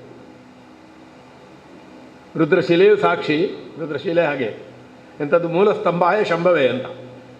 ತ್ರೈಲೋಕ್ಯ ನಗರ ಆರಂಭ, 3 ಲೋಕದ ನಗರ ಆರಂಭಕ್ಕೆ ಮೂಲ ಸ್ತಂಭಾಯ ಶಂಭವೇ ಅಂತ ಶಾಸನಗಳಲ್ಲಿ ಉಂಟು. ಹಾಗೆ ಒಂದು ಫಂಡಮೆಂಟಲ್ ಯೋಗ್ಯತೆಯಿಂದ, ಗಾತ್ರದಿಂದ, ಆಳದಿಂದ, ವೈವಿಧ್ಯದಿಂದ ಮತ್ತು ಸ್ವತಂತ್ರವಾದ ವಿವೇಚನಾ ಪದ್ಧತಿಯಿಂದ ಕನ್ನಡದಲ್ಲೇ ಪ್ರತ್ಯೇಕವಾದ ಯೋಗ್ಯತೆ ಉಳ್ಳ ಒಬ್ಬ ಅಸಾಧಾರಣ ಲೇಖಕ ಅಮೃತ ಸೋಮೇಶ್ವರ. ನಮ್ಮ ಈ ಪ್ರದೇಶದ ಬಹುಭಾಷಿಕ ಬಹುಜನಾಂಗೀಯವಾದ ಸಂಸ್ಕೃತಿಯ ನಿಜವಾದ ರಾಯಭಾರಿ ಮತ್ತು ನಿಜವಾದ ಪ್ರತಿನಿಧಿ. ಕರಾವಳಿಯನ್ನೇ ಇಟ್ಟು ಹೇಳುವುದಾದರೆ ಇಡೀ ವಿತ್ ನ್ಯಾಷನಲ್ ಇಂಪ್ಯಾಕ್ಟ್ ಸುಮಾರಾಗಿ ಕಾರಂತರು ಮಾಡಿದ ಹೆಚ್ಚಿನ ಕೆಲಸಗಳನ್ನು ಅಮೃತರು ಮಾಡಿದ್ದಾರೆ. ಮತ್ತು ಕಾರಂತರ ಒಂದು ರೀತಿಯ ಸಾಹಿತ್ಯಿಕ ಸಾಂಸ್ಕೃತಿಕ ಉತ್ತರಾಧಿಕಾರಿ ಅಂತ ಧಾರಾಳ ಅಮೃತರನ್ನು ಹೇಳಿ. ಇನ್ನೊಂದು ವೈಶಿಷ್ಟ್ಯ ಅಂದರೆ ಒಂದು ದೊಡ್ಡ ಸಂಸ್ಥೆ, ಫೀಲ್ಡ್ ವರ್ಕರ್ಸಿನ ಬಲ, ದೊಡ್ಡ ಗುಂಪಿನ ಬಲ, ಇಂಥದ್ದು ಯಾವುದೂ ಇಲ್ಲದೆ ಅವರಷ್ಟಕ್ಕೆ ಕೂತ್ಕೊಂಡು ಅವರೇ ಬರೆಯುವುದು, ಅವರೇ ಹೆಚ್ಚಿನದ್ದು ಪ್ರಿಂಟ್ ಮಾಡಿದ್ದು. ಅದರಲ್ಲಿ ನನಗೂ ಅವರಿಗೂ 2 ವಿಷಯದಲ್ಲಿ ಸಾಮ್ಯ ಉಂಟು, 3ನೇದ್ದು ಅವರಿಗೆ ಸಾಮ್ಯ ಇಲ್ಲ. ನನ್ನ ಪುಸ್ತಕ ಹೆಚ್ಚು ನಾನೇ ಪ್ರಿಂಟ್ ಮಾಡಿದ್ದು ಮತ್ತು ನಾನೇ ಓದಿದ್ದು ಕೂಡ. ಅವರದ್ದು ಹಾಗಲ್ಲ, ಅವ್ರದ್ದನ್ನು ಬೇರೆಯವರು ಓದಿದ್ದಾರೆ. ನನ್ನ ಪುಸ್ತಕ ಹೆಚ್ಚಿನವರು ನಾವು ಓದುವುದಿಲ್ಲ. ನನ್ನ ಲೇಖನಗಳು ಉದಯವಾಣಿಯಲ್ಲಿ ಬಂದ ದಿವಸ ನಮ್ಮ ಮನೆಯಲ್ಲಿ ಪೂರಿ ಬಾಜಿ ಮಾಡ್ತಾರೆ. ಅರ್ಥ ಆಗಿಲ್ಲ ನಿಮಗೆ? ಪೂರಿ ಮಾಡಿ ಅದರಲ್ಲೆಲ್ಲ ಇಡುವುದು. Wonderful work. ಎಷ್ಟು ಕೆಲಸ ಮಾಡಿದ್ದಾನೆ. ಒಂದು ಪ್ರಸಂಗಗಳನ್ನೇ ಹಿಡ್ಕೊಂಡು, ನನಗೆ ಆಪ್ತವಾದ ಕ್ಷೇತ್ರ ಅದನ್ನು ಮೊದಲೇ ಹೇಳ್ತೇನೆ. ಸುಮಾರು 20 ಪ್ರಸಂಗ, 13 ಪ್ರಸಂಗಗಳ ಸಂಪುಟವೇ ಬಂದಿದೆ. ಯಕ್ಷಗಾನ ಮಹಾಕವಿ ಅಮೃತ ಸೋಮೇಶ್ವರ. ನಾನು ಈ ಪುಸ್ತಕ ಎತ್ತಿಕೊಳ್ಳುವಾಗ ನನಗಿರುವ ಪ್ರಾಬ್ಲಮ್ ಏನಂದರೆ, ಇದು ಕಮಲಾಕ್ಷರಿಗೆ ವಿವೇಕರಿಗಳ ಆ ಸಮಸ್ಯೆ ಹೆಚ್ಚಿಲ್ಲ, ನನಗುಂಟು. ನಾನು ಅಮೃತರ ಬಗ್ಗೆ ಮಾತಾಡಬೇಕೋ ಪುಸ್ತಕದ ಬಗ್ಗೆ ಮಾತಾಡಬೇಕೋ ಅಂತ ಒಂದು ಕಂಟಿನ್ಯೂಸ್ ಸಂಕಟದಲ್ಲೇ ನನ್ನ ಭಾಷಣ ಮುಗೀತದೆ. ಈ ಪುಸ್ತಕ ನಮ್ಮ ಮಿತ್ರರಾದ ಸದಾಶಿವ ಮಾಸ್ಟ್ರು, ಅಸಾಧಾರಣ ಕಾರ್ಯಕರ್ತ, ನೇತಾರ, ಎಲ್ಲವೂ ಮೋಸ್ಟ್ ಸೈಲೆಂಟ್, ಒಂದು ಬದಿಯಲ್ಲಿರುವವರು, ಡಿಮಿನಿಟಿವ್. ಅವರು ಒಂದು ಸುಳ್ಳು ಬರೆದಿದ್ದಾರೆ ಇದರಲ್ಲಿ. ಅದು ಮೊದಲು ನಿಮಗೆ ನಾನು ಹೇಳಬೇಕು, ಹೀಗೆ ಬರಿಬಾರ್ದು ಯಾವಾಗ. ಇದು ಸಂಪಾದಿತ ಕೃತಿ ಅಂತ ಬರೆದಿದ್ದಾರೆ. ಅಲ್ಲ, ಅದು ಅವರು ಬರೆದ ಕೃತಿ, ಅದು ಲೇಖಕ ಅವರು. This is A wrong information. ಅವರು ಎಷ್ಟು ಪಾಪ ಅಂತ ಅದರಲ್ಲಿ ಗೊತ್ತಾಗ್ತದೆ. ಅಮೃತರು ಮತ್ತು ಅವರು ಒಂದೇ ಜಾತಿ, ಬರೀ ಪಾಪ, ಅಷ್ಟು ಪಾಪ ಆಗ್ಲಿಕ್ಕೆ ಕೂಡುದು. ಇದು ರಚನೆ. ಅವರು ಹೇಳೋದು ಬೇರೆ ಬೇರೆ ಇನ್ಫಾರ್ಮೇಷನ್ ನಾನು ತೆಕ್ಕೊಂಡು ಬರೆದದ್ದು ಅಂತ. ಎಲ್ಲರೂ ಬರೆಯುವುದೇ ನೇರ ಬೇರೆಯವರ ಪುಸ್ತಕ ತನ್ನ ಪುಸ್ತಕ ಅಂತ ಪ್ರಿಂಟ್ ಮಾಡಿದವರಿದ್ದಾರೆ ಸ್ವಾಮಿ. ಇವರು ವಿಷಯ ತೆಕ್ಕೊಂಡು ಅವರೇ ಬರೆದು ಸಂಗ್ರಹ ಮಾಡಿದ್ದನ್ನು ಸಂಪಾದಿತ ಅಂತ ಹೇಳ್ತಾರೆ. ನೋಡಿ ಎಷ್ಟು ವ್ಯತ್ಯಾಸ ಅಂತ. ಈ ಸೌಜನ್ಯಕ್ಕಾಗಿ ನಾನು ಸದಾಶಿವ ಮಾಸ್ಟರನ್ನು ಮನಸಾರೆ ವಂದಿಸ್ತೇನೆ. ಮತ್ತು ಮುಂದಿನ ಇದರ ಮುದ್ರಣದಲ್ಲಿ ಇದು ಕೃತಿಕಾರ ಲೇಖಕ ಅಂತಲೇ ಬರಬೇಕು. ಇಲ್ಲದಿದ್ದರೆ ಸುಮ್ಮನೆ ಸದಾಶಿವ ಅಂತ ಸಾಕು. ಇದು ರೈಟಿಂಗ್ ಅವರದ್ದು. ಈಗ ವಿಷಯ ನಾವೆಲ್ಲರೂ ತೆಕ್ಕೊಳ್ಳೋದಿಲ್ಲ. ನನ್ನ ವಿಷಯ ಒಬ್ಬ ಬರೆಯೋದಾದರೆ, ಕಮಲಾಕ್ಷರ ವಿಷಯ ನಾ ಬರೆಯೋದಾದರೆ ಸಂಗ್ರಹ ಮಾಡಿ ಬರೆಯೋದು. ಆದರೆ ಬರದ ಶೈಲಿ ಯಾರ್ದು ಅಂತ ಕ್ರೋಢೀಕರಣ. ಈ ದೃಷ್ಟಿಯಿಂದ ನಿಜವಾದ ಒಂದು ಗುರು ಸೇವೆಯನ್ನು ನಿಜವಾದ ಅರ್ಥದಲ್ಲಿ ಅವರು ಮಾಡಿದ್ದಾರೆ. ಅಮೃತರ ಕೆಲಸ ನೋಡಿದರೆ ಆಶ್ಚರ್ಯ ಆಗ್ತದೆ. ಯಾವಾಗ ಅವರು ಅದನ್ನು ಮಾಡಿದ್ರು? ಇಂಥ ಫ್ಯಾಕ್ಟ್ರಿಯಲ್ಲಿ ಕೆಲಸಕ್ಕಿದ್ರು. ಈವ್ನಿಂಗ್ ಶಾಲೆಗೆ ಹೋಗಿದ್ದಾರೆ, ಬೊಂಬೈಗೆ ಹೋಗಿದ್ದಾರೆ. ಇಲ್ಲಿ ಆನಂದಾಶ್ರಮದಿಂದ ಬಿಟ್ಟು ಬೊಂಬೈಗೆ ಹೋಗಿ ಪುನಃ ಇಲ್ಲಿ ಬಂದು 10ನೇ ಕ್ಲಾಸ್ ಸೇರಿ, ಅವ್ರದ್ದೆಲ್ಲ ಇಂಟ್ರೆಸ್ಟಿಂಗ್ ಉಂಟು ಲೈಫು. ಟ್ಯೂಟರ್ ಆಗಿ ಸೇರಿ ಪುತ್ತೂರಿಗೆ ಹೋಗಿ ಅಲ್ಲಿಂದ ಇಲ್ಲಿಗೆ ಬಂದು ಆಬ್ಸೆಂಟಿ ಸಂಸಾರಿ ಅಂಥವರಿಗೆ ಬೇರೆ ಸಮಸ್ಯೆಗಳುಂಟು, ಹೋಗಿ ಬರುವವರಿಗೆಲ್ಲ, ಕೆಲಸ ಮಾಡ್ತಾ ಇರುವವರಿಗೆ. ಅದನ್ನೆಲ್ಲ ನಿಭಾಯಿಸಿಕೊಂಡು ಈಗ ಆರೋಗ್ಯದ ಒಂದು ಸ್ಥಿತಿಯನ್ನು ಬಿಟ್ಟರೆ ಅವರು ಸಂತೃಪ್ತರು ಎಲ್ಲ ದೃಷ್ಟಿಯಿಂದ ಅಂತ ಹೇಳ್ತೇನೆ. ಮತ್ತು ಅವರ ಹಿಂದೆ ಇರುವ ದೊಡ್ಡ ಶಕ್ತಿ ನರ್ಮದಾ ಸೋಮೇಶ್ವರ್. ಅವರು ಬರೆದದ್ದು ಮಾತಾಡಿದ ಕಡಿಮೆ. ಅವರು ಒಂದು ಕವಿಗಳ ಕವಿ, ಪೋಯೆಟ್ ಆಫ್ ಪೋಯೆಟ್ಸ್. ಅವರು ಈ ಕವಿಯನ್ನು ಕೊಟ್ಟವರು. ಅವರ ಮಕ್ಕಳು ಹಾಗೆ ವಿಧೇಯರಾಗಿ ಸಮರ್ಥರಾಗಿ ಸೊಸೆಯಂದಿರು ಸಂಸಾರ ಭಾಗ್ಯ ಇದ್ದರೆ ಅಮೃತರ ಹಾಗೆ ಇರಬೇಕು.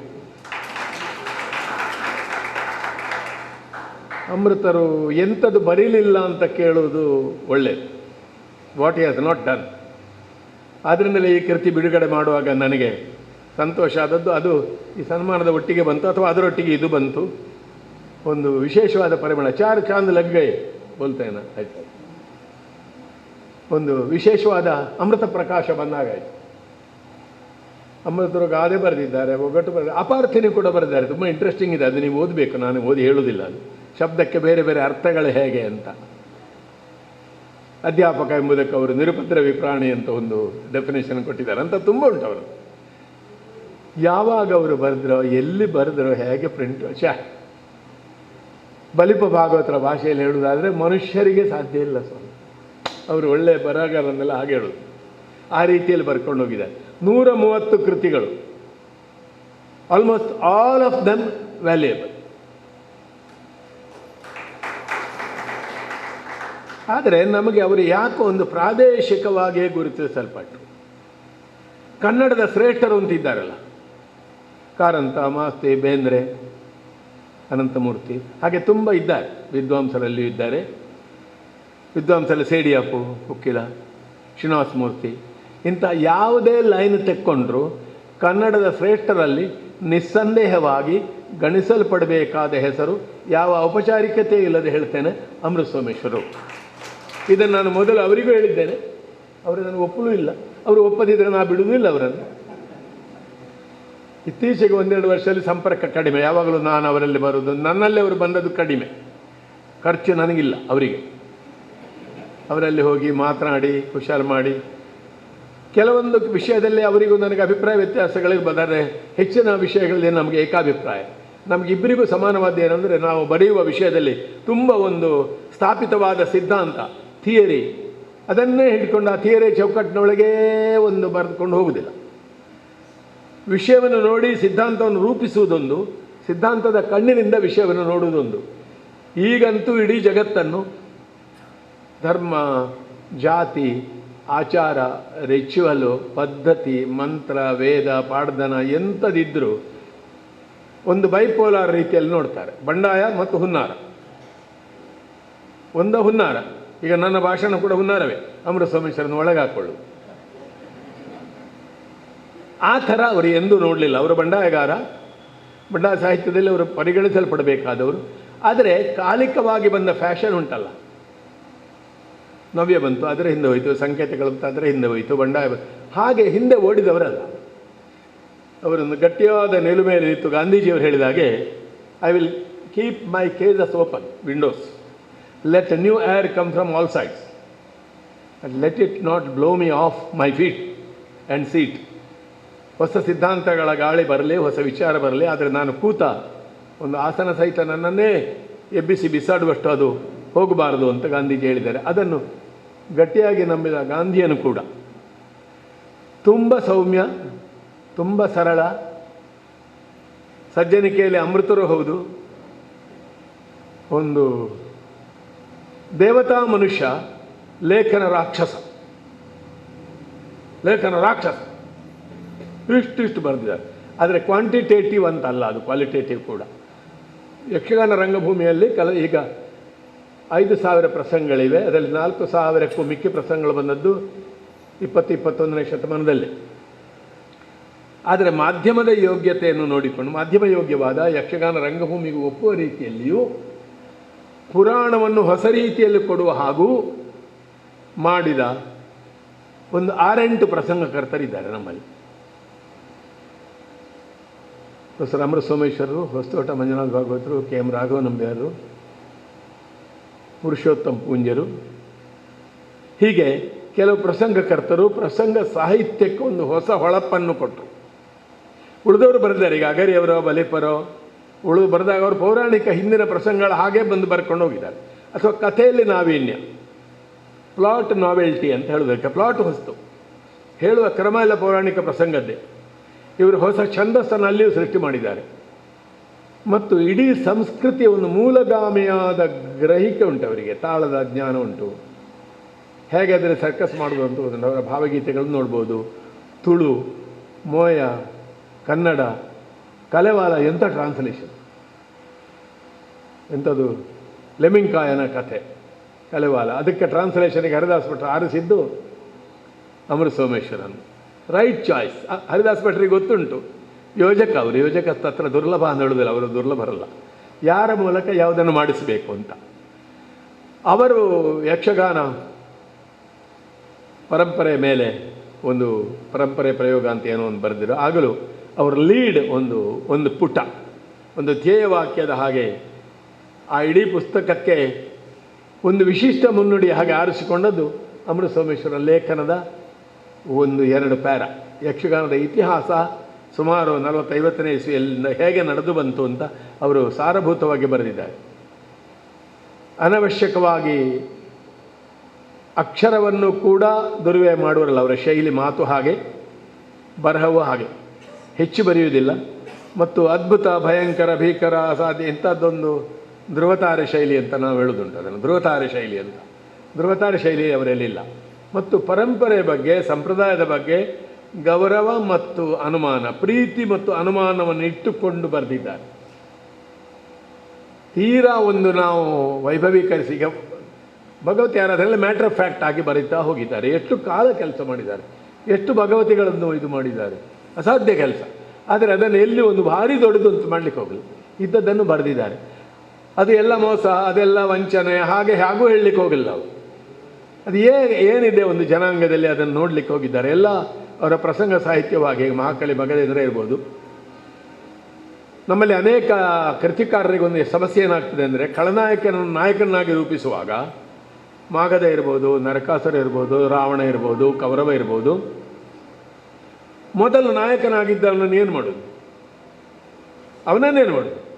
ಈಗ ಮಾಗಧನನ್ನು ದೊಡ್ಡದು ಮಾಡುವಾಗ ಕೃಷ್ಣನನ್ನು ಎಂಥದ್ದು ಮಾಡೋದು? ಇಲ್ಲ, ಅವರು ಕೃಷ್ಣನ ಭಗವಂತನಾಗಿ ತೆಕ್ಕೊಂಡೇ ಮಾಗಧನ ಚಿತ್ರಣವನ್ನು ಮಾಡಿದ್ದಾರೆ. ಮಹತ್ವಾಕಾಂಕ್ಷೆಯ ಭ್ರಮಣದಿಂದ ಹೇಗೆ ಲೋಕ ಹಾಳಾಗ್ತದೆ ಅಂತ ತ್ರಿಪುರ ಮಥನ, ತ್ರಿಪುರ ದಹನ ಅಲ್ಲ ಅವರು ಮಾಡಿದ್ದು. ತ್ರಿಪುರ ದಹನ ಕಥೆಯಲ್ಲಿರುವುದು, ಅವರು ತ್ರಿಪುರ ಮಥನ ಮಾಡಿದ್ದಾರೆ. ಕಥೆಯನ್ನು ಮಥನ ಮಾಡಿ ಅದರಿಂದ ತಂದಿದ್ದಾರೆ. ಪ್ರಾರ್ಥನಾ ಪದ್ಯ, ನಾಂದಿ ಪದ್ಯಗಳಲ್ಲಿ ಹೊಸ ರೀತಿಯನ್ನು ತಂದಿದ್ದಾರೆ.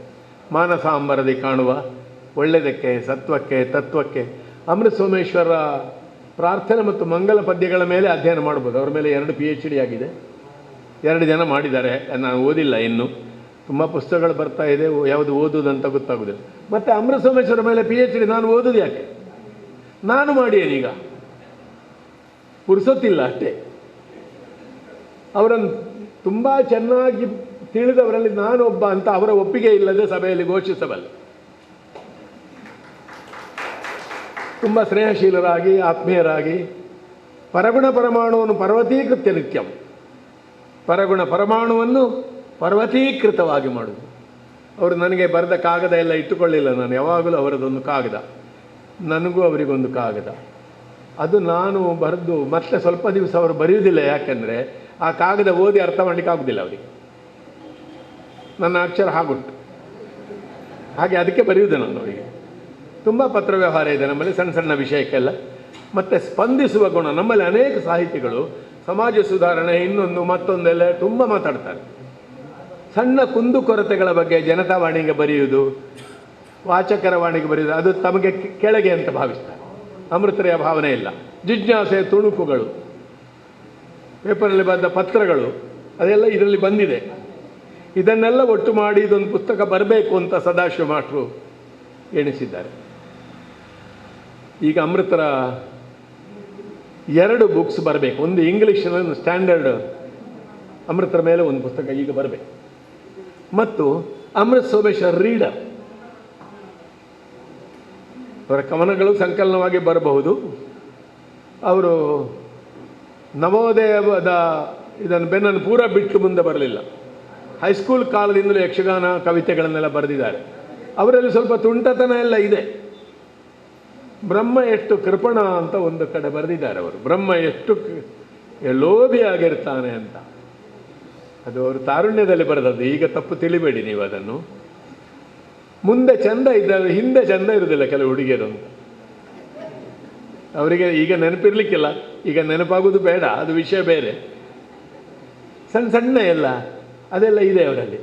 ಒಂದು ಪ್ರೇಮ ಗೀತೆಯನ್ನು ಕಾಲೇಜ್ ಸ್ಟೂಡೆಂಟ್ ಇನ್ನೊಬ್ಬನನ್ನು ನೋಡಿ ಏನು ಭಾವಿಸ್ತಾನೆ ಅಂತ ಯಕ್ಷಗಾನ ಎಂಥದ್ದು, ಕೇದಾರಗೌಡ ಅಷ್ಟತಾಳವ ಎಂಥದ್ದು ಒಂದು ಬರೆದಿದ್ದಾರೆ. ಒಂದು ಅದನ್ನು ಬಹುಶಃ ಯಕ್ಷಗಾನ ಶೈಲಿಯ ಭಾವಗೀತೆಯನ್ನು, ಕವಿತೆಯನ್ನು ದಕ್ಷಿಣ ಕನ್ನಡದ, ಅಂದರೆ ಈ ಪ್ರದೇಶದ ಅಥವಾ ಕನ್ನಡದ ಕವಿಗೋಷ್ಠಿಯಲ್ಲಿ ಮೊದಲು ಓದಿದ ಕವಿ ಅಮೃತ ಸೋಮೇಶ್ವರ.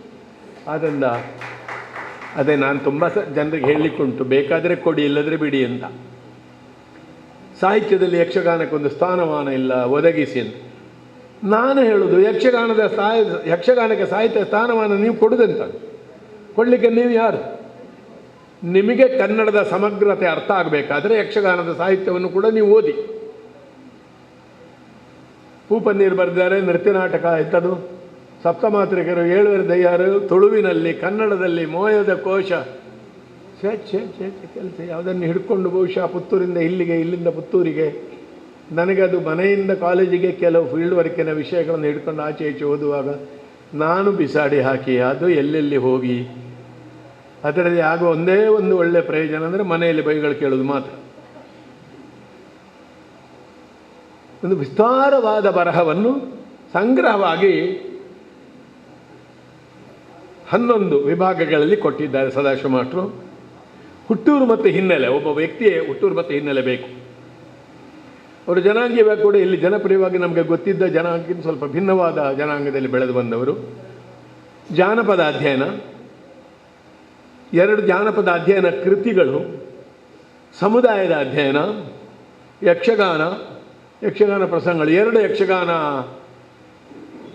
ವಿಮರ್ಶಾ ಗ್ರಂಥಗಳು ಬಂದಿವೆ. ಅವರ ಒಟ್ಟು ಬರಹದ ಮತ್ತು ಯಕ್ಷಗಾನದಲ್ಲಿ ಕೆಲಸ ಮಾಡಿದ ಮಾನದಿಂದ ಒಂದು 5-10 ಪುಸ್ತಕಗಳು ಬರಬಹುದಾಗಿತ್ತು. ಅದು ಯಕ್ಷಾಂದೋಳದ ಮೇಲೆ ನಾನು ಒಂದು ಲೇಖನ ಬರೆದಿದ್ದೇನೆ, ಉದಯವಾಣಿಯಲ್ಲಿ, ಅಮೃತರ ಯಕ್ಷಾಂದೋಳ. ನನ್ನ ಪುಸ್ತಕದಲ್ಲಿಯೂ ಅದು ಬಂದಿದೆ. ಅಂದರೆ ಉದಯವಾಣಿಯಲ್ಲಿ ಓದದವರಿಗೆ ಬೇಕಾದರೆ ಅಂತ ನಾನು ಅದರಲ್ಲಿ ಕೊಟ್ಟದ್ದು. ಅಲ್ಲಿ ಓದೋದು ಮತ್ತು ಇದನ್ನು ಓದ್ತಾರ. ಆಮೇಲೆ ಎಂಥದ್ದು ಯಕ್ಷತರು ಮರ. ಅಮೃತ ಸೋಮೇಶ್ವರ ಸಾಹಿತ್ಯ ದೃಷ್ಟಿ ಏನು ಅಂತ ಅದು ತುಂಬ ಚೆನ್ನಾಗಿ ಬರೆದಿದ್ದಾರೆ. ಕನ್ನಡ ಮತ್ತು ತುಳು ಸಾಹಿತ್ಯ ಬಗ್ಗೆ ಉಂಟು, ವ್ಯಕ್ತಿತ್ವದ ಬಗ್ಗೆ ಉಂಟು, ಮತ್ತು ಅವರ ಪ್ರಶಸ್ತಿಗಳ ವಿವರ ಮತ್ತು ಸಾಹಿತ್ಯ 2 ಅವರ ಮೇಲೆ ಬಂದ PhD, ಸಂಪೂರ್ಣಾನಂದ ಬಳ್ಕೂರು ಮತ್ತು ನಿತಿನ್ ಎನ್ಕೆ. ಕೃತಿಗಳು: ಎಲೆಗಿಳಿ, ರುದ್ರಕೆಲೆ ಸಾಕ್ಷಿ, ಕೆಂಪು ನೆನಪು, ಮಾನವತೆ ಗೆದ್ದಾಗ. ಕಾದಂಬರಿ ಒಂದೇ ಬರೆದವರು ತೀರದ ತೆರೆ. ಅಮೃತ ಸೋಮೇಶ್ವರ ಸಾಹಿತ್ಯ ಮತ್ತು ಅಮೃತ ಸೋಮೇಶ್ವರ ವ್ಯಕ್ತಿತ್ವ, ಅವರ ಕೊಡುಗೆ ತೀರದ ತೆರೆ. ಅದು ತೆರೆಗಳು ಬರ್ತಾ ಇರ್ತವೆ, ಹೋಗ್ತಾ ಇರ್ತವೆ, ತುಂಬ ಮೀನಿಂಗ್ಫುಲ್ ಅದು. ಆ ಕಾಲದಲ್ಲಿ ಅದು ಯಾಕೋ ಗೊತ್ತಿಲ್ಲ ನನಗೆ, ಕನ್ನಡ ಕಾದಂಬರಿ ಕ್ಷೇತ್ರದಲ್ಲಿ ಅಷ್ಟು ಅದು ಗುರುತಿಸಲ್ಪಡಲಿಲ್ಲ. ಶ್ರೇಷ್ಠವಾದ ಕಾದಂಬರಿಗಳಲ್ಲಿ ಒಂದು. 7-8 ನೃತ್ಯ ರೂಪಗಳಿದೆ, ರೇಡಿಯೋ ರೂಪಕ, ವ್ಯಕ್ತಿಚಿತ್ರ, ಬಡಕೆಲೆ ವೆಂಕಟರಮಣ. ಮಹನೀಯ ಚೇತನಗಳು ತುಂಬ ಒಳ್ಳೆಯ ಪುಸ್ತಕ, ಅಗತ್ಯ ಓದಿ. ಅವರು ಕಂಡ, ಕೇಳಿದ, ಒಡನಾಡಿದ ವ್ಯಕ್ತಿ ಚಿತ್ರವನ್ನು ತದ್ದೂರೇ ತದಂತಿಕೆ ಅಂತ ಉಪನಿಷತ್ತನ್ನು ಹೇಳಿದಾಗ ದೂರ ನಿಂತು ಹತ್ತಿರ ನಿಂತು ವ್ಯಕ್ತಿತ್ವವನ್ನು ಹೇಳಿದ್ದಾರೆ. ವೆಂಕಟರಮಣ ಭಟ್ರು ಹೇಗೆ ಅಂತ ಬಡಕಿಲದವರು, ಅವರ ಆರೋಗ್ಯ ಉಲ್ಲಾಸ ಹೇಗಿತ್ತು ಅನ್ನೋದಕ್ಕೊಂದು ಸಣ್ಣ ಉದಾಹರಣೆ ಕೊಡ್ತಾರೆ. ಅವರು ಭಾಷಣ ಮಾಡುವಾಗ ಕರ್ಚಿಫ್ ಬಿತ್ತಂತೆ. ಕರ್ಚಿಫನ್ನು ಕಾಲಿನಲ್ಲಿ ಎತ್ತಿ ಹಾರಿಸಿ ಕೈಯಲ್ಲಿ ಹಿಡಿದು ಮತ್ತೆ ಮಾತಾಡಿದರಂತೆ ವೆಂಕಟರಮಣ ಭಟ್ರು. ಅಂದರೆ 70ನೇ ವರ್ಷದಲ್ಲೂ ಕೂಡ ಅವರ ಲೈವ್ಲಿನೆಸ್ ಹೇಗಿತ್ತು ಅಂತ ಸಣ್ಣದಲ್ಲಿ, ತುಂಬ ಸೂಕ್ಷ್ಮ, ಮಾತು ಕಡಿಮೆ. ಮತ್ತು ಅಮೃತರು ಒಂದು ದೊಡ್ಡ ಸೆಲೆಬ್ರಿಟಿ ಆಗಿರುವ ಮಟ್ಟಿಗೆ ಅವರ ಸೆಲೆಬ್ರಿಟಿ ಸ್ಟೇಟಸನ್ನು ಅವರು ತುಂಬ ಚೆನ್ನಾಗಿ ಮ್ಯಾನೇಜ್ ಮಾಡಿದ್ದಾರೆ. ತುಂಬ ಕಾಣಿಸಿಕೊಳ್ಳುವುದಿಲ್ಲ. ಎಲ್ಲ ಫಂಕ್ಷನ್ಗಳಿಗೂ ಒಂದೇ ನಮೂನೆ ಡ್ರೆಸ್ ಅವರದ್ದು, ಒಂದು ಬುಷ್ ಶರ್ಟು, ಒಂದು ಪ್ಯಾಂಟು. ಶಾಲು ಮತ್ತು ಉದ್ದ ಕೈ ಶರ್ಟ್ ಕೂಡ ಇತ್ತೀಚೆಗೆ ಹಾಕೋದವರು, ಹಾಫ್ ಶರ್ಟ್ ಹಾಕೋದವರು ಹೆಚ್ಚು.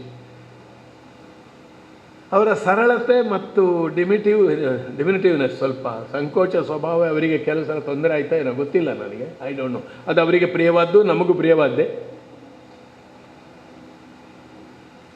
ತಾನು ಹೇಳುವ ಕೃತಿಯಲ್ಲಿ ಏನನ್ನಾದರೂ ಹೊಸತಾಗಿ ಹೇಳಬೇಕು, ಆದರೆ ಹೊಸತು ಹೇಳುವ ಉದ್ದೇಶ ಮಾತ್ರ ಇರುವುದಲ್ಲ, ಅದರ ವ್ಯಾಪ್ತಿಯೂ ಚೆನ್ನಾಗಿ ಇರಬೇಕು. ಎಲ್ಲ ದೃಷ್ಟಿಗಳಲ್ಲಿ ಕೂಡ ತುಂಬ ಮಹತ್ವದ ಕೆಲಸ ಮಾಡಿದ್ದಾರೆ ಅವರು. ಸಂಶೋಧನೆಯ ನೆಲೆಯಲ್ಲಿ ಕೂಡ ಅಮ್ಮೆಂಬಳರು, ಸೇಡಿಯಾಪು, ಕುಕ್ಕಿಲ, ತೆಕ್ಕುಂಜ, ಕುಕ್ಕಿಲರ ಒಟ್ಟಿಗೆ ಪಾರ್ಥಿಸುಬ್ಬನ ವಿಷಯದಲ್ಲಿ ತಿರುಗಾಡುವಾಗ ಇವರೊಬ್ಬರು ಸಾಥಿ. ತುಂಬ ಅವರಿಗೆ ಸಹಾಯ ಮಾಡಿದ್ದಾರೆ. ಹಸ್ತಪ್ರತಿಗಳು, ಓಲೆಗರಿಗಳ ಸಂಗ್ರಹ, ಅದರ ವಿಶ್ಲೇಷಣೆ, ಮಲಯಾಳ ಶಬ್ದಗಳು.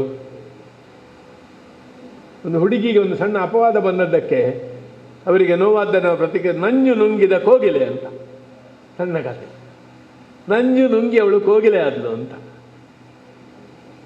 ಹಾಗೆ ಗೊಂದೋಳು, ರಾಯರಾವತೆ. ಗೊಂದೋಳು one of the best dramas I have ever read. Jokumara ಅನುವಾದ ಮಾಡಿದ್ದಾರೆ ಇಲ್ಲಿಯ ಸ್ವಭಾವಕ್ಕೆ ಸರಿಯಾಗಿ. ತುಂಬ ಹಾರ್ಡ್ ವರ್ಕಿಂಗ್, ಶಾರ್ಟ್ ಕಟ್ ಇಲ್ಲ ಅವರದ್ದು. ತುಂಬ ದಾಕ್ಷಿಣ್ಯದವರು. ಮಧ್ಯಾಹ್ನ ಕೇಳಿ ರಾತ್ರಿಗೆ ಲೇಖನ ಕೊಟ್ಟು ಕಷ್ಟಪಟ್ಟು ಅವರು ಹೇಳ್ತಾರೆ, ಫೋನ್ ಮಾಡಿ, ನಮಗೊಂದು ಲೇಖನ ಬೇಕು, ಭೂತಾರಾಧನೆಯಲ್ಲಿ ದೈವಕಲ್ಪನೆ ಎಂಥದೋ ರಿಸರ್ಚು. ಆಯಿತು ಸ್ವಾಮಿ, ಬರುವ ತಿಂಗಳು ಕೊಡುವ. ಅಲ್ಲ, ನಮಗೆ ನಾಳೆಗೆ ಬೇಕು. ಈ ಅನುಭವ ವಿವೇಕರಿಗಳಿಗೆ ಆಗಿರ್ಬೋದು. ಫೋನ್ನಲ್ಲಿ ಲೇಖನ ಇವತ್ತಿಂದ ನಾಳೆಗೆ ಕೇಳೋದು, ಅದು ದೊಡ್ಡ PhD ವಿಷಯ. ಪುಟ ಎಷ್ಟು ಗೊತ್ತುಂಟಾ? 3-4 ಪುಟದಲ್ಲಿ ಬರಿಬೇಕು. ಅಂಥದ್ದನ್ನು ಕೂಡ ಒಬ್ಲೈಜ್ ಮಾಡಿದ್ದಾರೆ ಅವರು. ಅದು ಒಬ್ಲೈಜ್ ಮಾಡೋದು ಒಳ್ಳೆ ಗುಣ ಅಲ್ಲ, ಹಾಗೆ ಅಂತ ಅದಕ್ಕೆ ಕನ್ಸಿಡರೇಷನ್ ಇರುವುದಿಲ್ಲ ನಮ್ಮ ಸಮಾಜದಲ್ಲಿ, ಅದು ಅವರಿಗೆ ಗೊತ್ತು ಕೂಡ ಉಂಟು. ತನ್ನ ನೆಲದಲ್ಲಿ ಗಟ್ಟಿಯಾಗಿ ನಿಂತು ಎಲ್ಲ ದೃಷ್ಟಿಯಿಂದ ಯೋಗ್ಯತಾವಂತರಾಗಿ ಸಣ್ಣ ಪ್ರಾಯದಲ್ಲೇ ಪರಿಪಕ್ವವಾದ ಜೀವನ ದೃಷ್ಟಿಯನ್ನು ಇಟ್ಟುಕೊಂಡವರು. ಸಂಪ್ರದಾಯವನ್ನು ಗೌರವಿಸಿದ್ದಾರೆ, ಪ್ರಶ್ನಿಸಿದ್ದಾರೆ. ಸಾಮಾಜಿಕವಾಗಿ ಬೇರೆ ಬೇರೆ ಕ್ಷೇತ್ರಗಳಲ್ಲಿ ತಾನು ಮೆಚ್ಚದ ವಿಷಯ ಇದ್ದಾಗ ಆಕ್ಷೇಪಿಸಿದ್ದಾರೆ, ಸೌಮ್ಯವಾಗಿ ಅದನ್ನು ಹೇಳಿದ್ದಾರೆ. ಆದರೂ ಅವರಿಗೆ ವಿರೋಧಗಳೆಲ್ಲ ಬಂದಿರ್ಬೋದು, ಗೊತ್ತಿಲ್ಲ ನನಗೆ. ನಮಗೆ ಬಂದಷ್ಟು ಇರಲಿಕ್ಕಿಲ್ಲ, ಯಾಕಂದರೆ ಆ ಥರ ಅಲ್ಲ ಅವ್ರದ್ದು ಪ್ರೆಸೆಂಟೇಷನ್. ಬೇರೆಯವರ ಭಾಷಣ, ಬೇರೆಯವರ ನೃತ್ಯ, ಇನ್ನೊಂದು ಕಲಾಕೃತಿಯನ್ನು ಕೂಡ ಲಕ್ಷ್ಯ ಇಟ್ಟು ನೋಡಿದ್ದಾರೆ, ಕೇಳಿದ್ದಾರೆ. ತನ್ನದನ್ನು ಮಾತ್ರ ಅಲ್ಲ, ನಮ್ಮನ್ನು ಅನೇಕ ಸಾಹಿತಿಗಳು ತಮ್ಮನದನ್ನು ಬೆರೆಸುವುದು, ತಮ್ಮ ಕೃತಿಗಳನ್ನು ಬೆರೆಸುವುದಲ್ಲೇ ಇದ್ದಾರೆ. ಮತ್ತು ಅಮೃತರು ನಾನು ಕಂಡ ಹಾಗೆ ಅವರು ಆ್ಯಕ್ಟಿವ್ ಇದ್ದ ಇಡೀ ಪೀರಿಯಡ್ನಲ್ಲಿ ಹೆಚ್ಚು ಕಡಿಮೆ ಸರ್ವಮಿತ್ರರು, ಎಲ್ಲರಿಗೂ ಬೇಕಾದವರು. ಅಂಥ ಒಬ್ಬ ವ್ಯಕ್ತಿಯನ್ನು ನಾವು ಸೆಲೆಬ್ರೇಟ್ ಮಾಡಬೇಕು ಅಂತ ಸದಾಶಿವಮಟ್ಟಿಗೆ ಕಂಡು ಅವರು ಬರೆದಿರೋ ಪುಸ್ತಕಕ್ಕಾಗಿ ನಾನು ಸದಾಶಿವಮಠನ ತುಂಬ ಹಾರ್ದಿಕವಾಗಿ ಅಭಿನಂದಿಸ್ತೇನೆ. ಒಳ್ಳೆ ಕೆಲಸ ಮಾಡಿದ್ದೇನೆ. ಹಾಗೆ ಅಮೃತರಿಗೂ ಈ ಕಾಲದಲ್ಲಿ ಇದೊಂದು ಟಾನಿಕ್ನ ಹಾಗೆ. ಇನ್ನು ಕೀರ್ತಿಯೋ ಗೌರವವೋ ಇನ್ನೊಂದು ಮತ್ತೊಂದು ಅವರಿಗೆ ಬೇಕು ಅಂತಲ್ಲ, ಆದರೆ ನಮಗದು ಬೇಕು. ಮಾನ್ಯಾನುಮಾನಯ ಅಂತ ಕಾಳಿದಾಸ ಹೇಳಿದಾಗೆ ನಾವು ಯಾವ ಸಮಾಜದಲ್ಲಿ ಯಾರನ್ನು ಮಾನಿಸ್ತೇವೆ ಅನ್ನೋದು ಒಂದು ಸಂದೇಶವನ್ನು ಕೊಡ್ತದೆ. ಎಷ್ಟೋ ಸಲ ಪ್ರಶಸ್ತಿಗಳೋ ಬಿರುದುಗಳೋ ಇನ್ನೊಂದೋ ಬರುವ ಪ್ರಶ್ನೆ ಆಯಾ ವ್ಯಕ್ತಿಯ ಅರ್ಹತೆ ಅನರ್ಹತೆಗಿಂತಲೂ ಕೊಡುವವನು ಯಾವ ಸಂದೇಶವನ್ನು ಸಮಾಜಕ್ಕೆ ಕೊಟ್ಟಿದ್ದಾನೆ ಅಂತ. ಆ ದೃಷ್ಟಿಯಿಂದ ನಮ್ಮ ಕನ್ನಡ ಸಾಹಿತ್ಯ, ನಮ್ಮ ದೇಶದ ವಿದ್ವತ್ ಪ್ರಪಂಚ, ಹಾಗೆ ನಮ್ಮ ತುಳುನಾಡು ಯಕ್ಷಗಾನ ತುಂಬ ಸಂತೋಷ ಪಡಬೇಕಾದ ವ್ಯಕ್ತಿತ್ವ ಅಮೃತರದು. ಅಮೃತರ ಪ್ರಸಂಗಕ್ಕೆ ಸರಿಯಾಗಿ ಧರ್ಮಸ್ಥಳ ಮೇಳದಲ್ಲಿ ತುಂಬ ಒಳ್ಳೆಯ ಸೆಟ್ಟು ಸಿಕ್ಕಿತು. ಅವರ ಪ್ರಸಂಗಗಳನ್ನು ಮೆರೆಸಿದ ಭಾಗವತರು ಕಡತೋಕ ಮಂಜುನಾಥ ಭಾಗವತರು. ಕಡತೋಕ ಮಂಜುನಾಥ ಭಾಗವತರು ಅಮೃತ ಸೋಮೇಶ್ವರ ಪ್ರಸಂಗ ಹಾಡುವಾಗ ಕೂಡಿ ಪಾಡುವ ಬನ್ನಿರೆ ನಲಿದಾಡಿ ಬಾಡುವ ಪನ್ನಿರೆ, ಅವರದ್ದೇ ಒಂದು ಹೊಸ ಕ್ರಿಯೇಷನ್ ಅದು. ಶರಣು ಸ್ವಾಮಿ ವರುಣಪ್ಪ, ವರುಣ ಪೂಜೆಯ ಒಂದು ಕಲ್ಪನೆ, ಅದನ್ನು ಕಡತೋಕ ಭಾಗವತರು ಹಾಡುವಾಗ ಅದು ಅವರದ್ದೇ ರಚನೆ ಅಂತ ಕಾಣುತ್ತಿತ್ತು. ನಾನು ಮಹಾಕಲಿ ಮಗಧೇಂದ್ರದಲ್ಲಿ ಒಂದು ನೋಡಿದೆ, ನರಕಾಸುರದ ಕಥೆ ನೆನಪಿಲ್ಲ. 3 ಗಂಟೆವರೆಗೆ ಕೃಷ್ಣನ ಪ್ರವೇಶ ಇಲ್ಲ ಆ ಕಥೆಯಲ್ಲಿ, ಬೇರೆಯವರ ಬಾಯಿಯಲ್ಲಿ ಬರ್ತದೆ ಕೃಷ್ಣನ ವಿಷಯ. 3 ಗಂಟೆಗೆ ಕೃಷ್ಣನ ಒಡ್ಡೋಲಗ. ಅಲ್ಲಿವರೆಗೆ ಕಾದಿರಿಸಿದ ಒಂದು ಆ ಅಮೃತರ ಪದ್ಯಕ್ಕೊಂದು ರಾಗ ಅಳವಡಿಸಿದ್ದಾರೆ ಕಡತೋಕ ಭಾಗವತರು. ಎಂಥ ಬ್ರಿಲಿಯಂಟ್ ಭಾಗವತ ಅಂತ ಗೊತ್ತಾಗ್ತದೆ. ಹೊಸ ವಿಷಯ ಓಪನ್ ಆದ.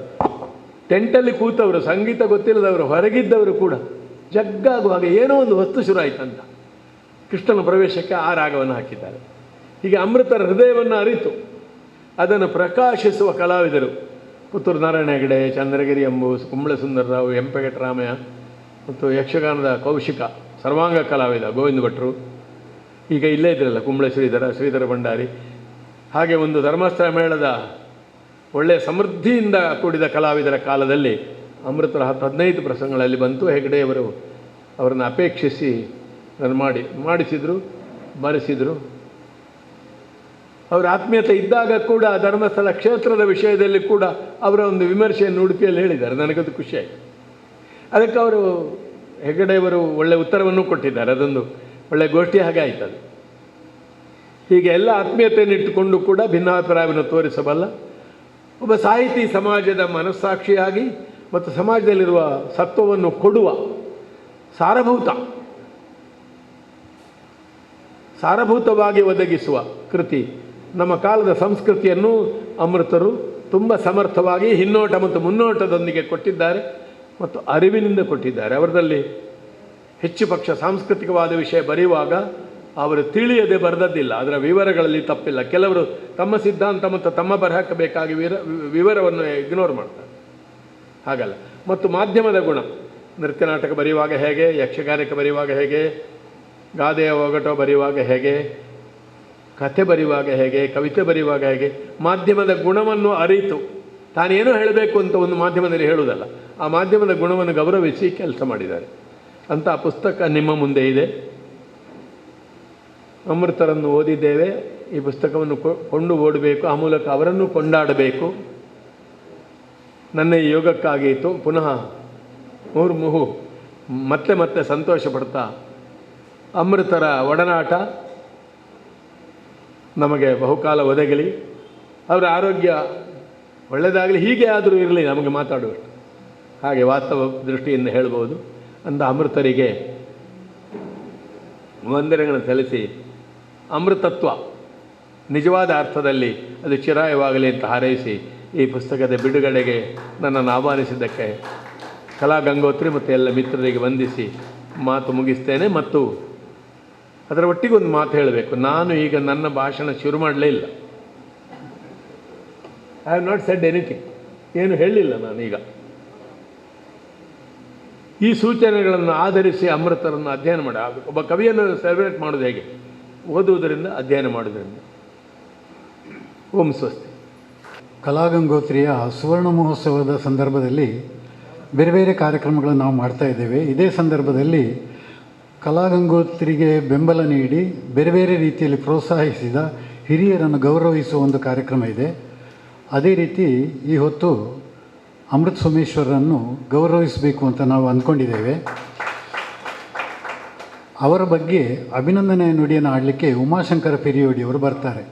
ಕಲಾಗಂಗೋತ್ರಿಯ ಸದಸ್ಯರು, ಯಕ್ಷಗಾನ ಕಲಾವಿದರು, ನಾಟಕ ಕಲಾವಿದರು, ಸದ್ಯ ಬೆಂಗಳೂರಿನ ಅಜೀಂ ಪ್ರೇಮ್ಜಿ ಯೂನಿವರ್ಸಿಟಿಯಲ್ಲಿ ದೊಡ್ಡ ಹುದ್ದೆಯಲ್ಲಿರುವವರು.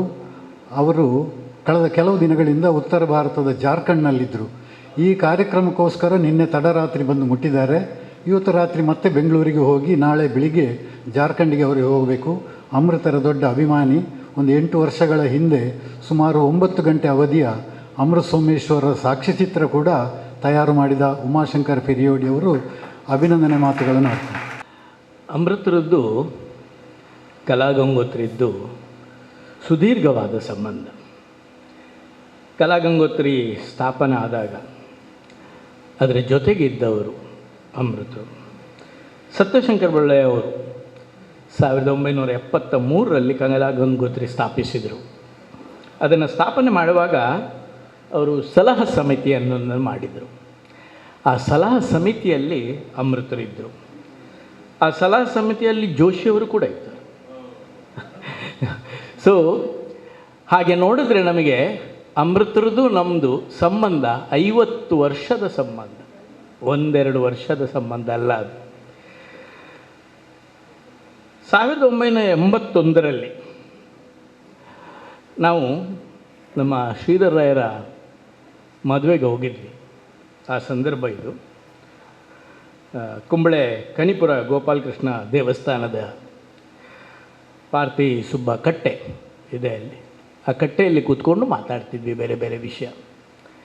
ಆ ಸಂದರ್ಭದಲ್ಲಿ ಅಮೃತರು ಸದಾಶಿವ ಮೇಸ್ಟ್ರಿಗೆ ಮತ್ತು ನನಗೆ ಈ ವಿಷಯವೊಂದನ್ನು ಹೇಳಿದರು. ತೆಂಕುತಿಟ್ಟಿನಲ್ಲಿ ಬಣ್ಣಗಾರಿಕೆಯದ್ದು ಅದ್ಭುತವಾದ ವಿಚಾರ ಇದೆ. ಅದರಲ್ಲಿ ಇರುವಂಥ ಬೇರೆ ಬೇರೆ ವಿಭಿನ್ನವಾದ ಬಣ್ಣಗಳು, ಅದರ ಬಗ್ಗೆ ನಮಗೆ ಇವತ್ತು ಹಿಡ್ಕೊಳ್ಳಿಕ್ಕಾಗ್ತಾ ಇಲ್ಲ, ದಾಖಲೆಗಳಿಲ್ಲ. ಇದನ್ನು ಸಂಶೋಧನೆ ಮಾಡಬೇಕು, ಸ್ಟಡಿ ಮಾಡಬೇಕು, ದಾಖಲೆ ಮಾಡಬೇಕು.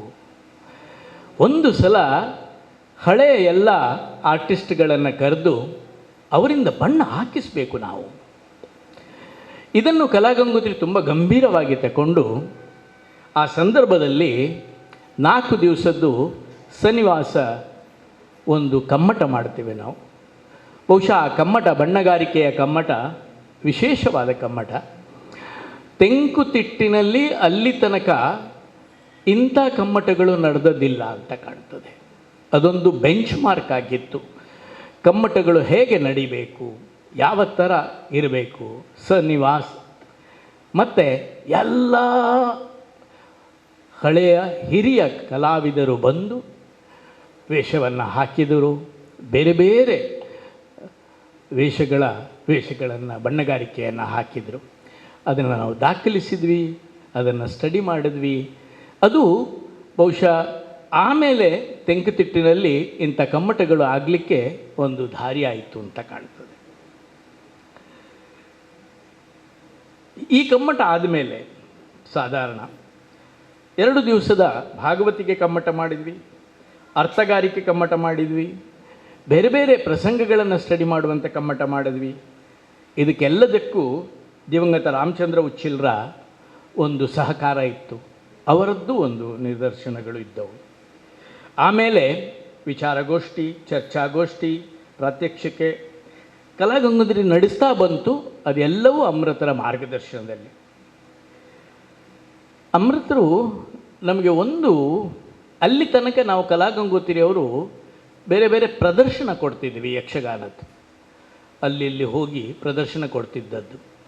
ಅಮೃತರು ನಮಗೆ ಒಂದು ಸಂಶೋಧನೆ ಮಾಡುವಂಥ, ಅದನ್ನು ಸ್ಟಡಿ ಮಾಡುವಂಥ, ಅದನ್ನು ನೋಡುವಂಥ, ಅದನ್ನು ಕಲಿಯುವಂಥ ಈ ಪ್ರೇರಣೆಯನ್ನು ನೀಡಿದವರು ಅಮೃತರು. ಅದಾದ ಮೇಲೆ ನಾವು ಅನೇಕ ಸ್ಟಡೀಸ್ ಮಾಡ್ತೇವೆ, ಅನೇಕ ಕಮ್ಮಟ ಮಾಡ್ತೇವೆ, ಅನೇಕ ಚರ್ಚಾಗೋಷ್ಠಿ ಮಾಡ್ತೇವೆ, ತುಂಬ ಸಂಶೋಧನಾ ಗ್ರಂಥಗಳನ್ನು ಹೊರತರ್ತೇವೆ, ಪ್ರಸಂಗಗಳನ್ನು ಹೊರತರ್ತೇವೆ. ಸೊ ಇದು ನಮಗೆ ಅಮೃತರಿಂದ ಸಿಕ್ಕಿದಂಥ ಅದ್ಭುತವಾದ ಪ್ರೇರಣೆ.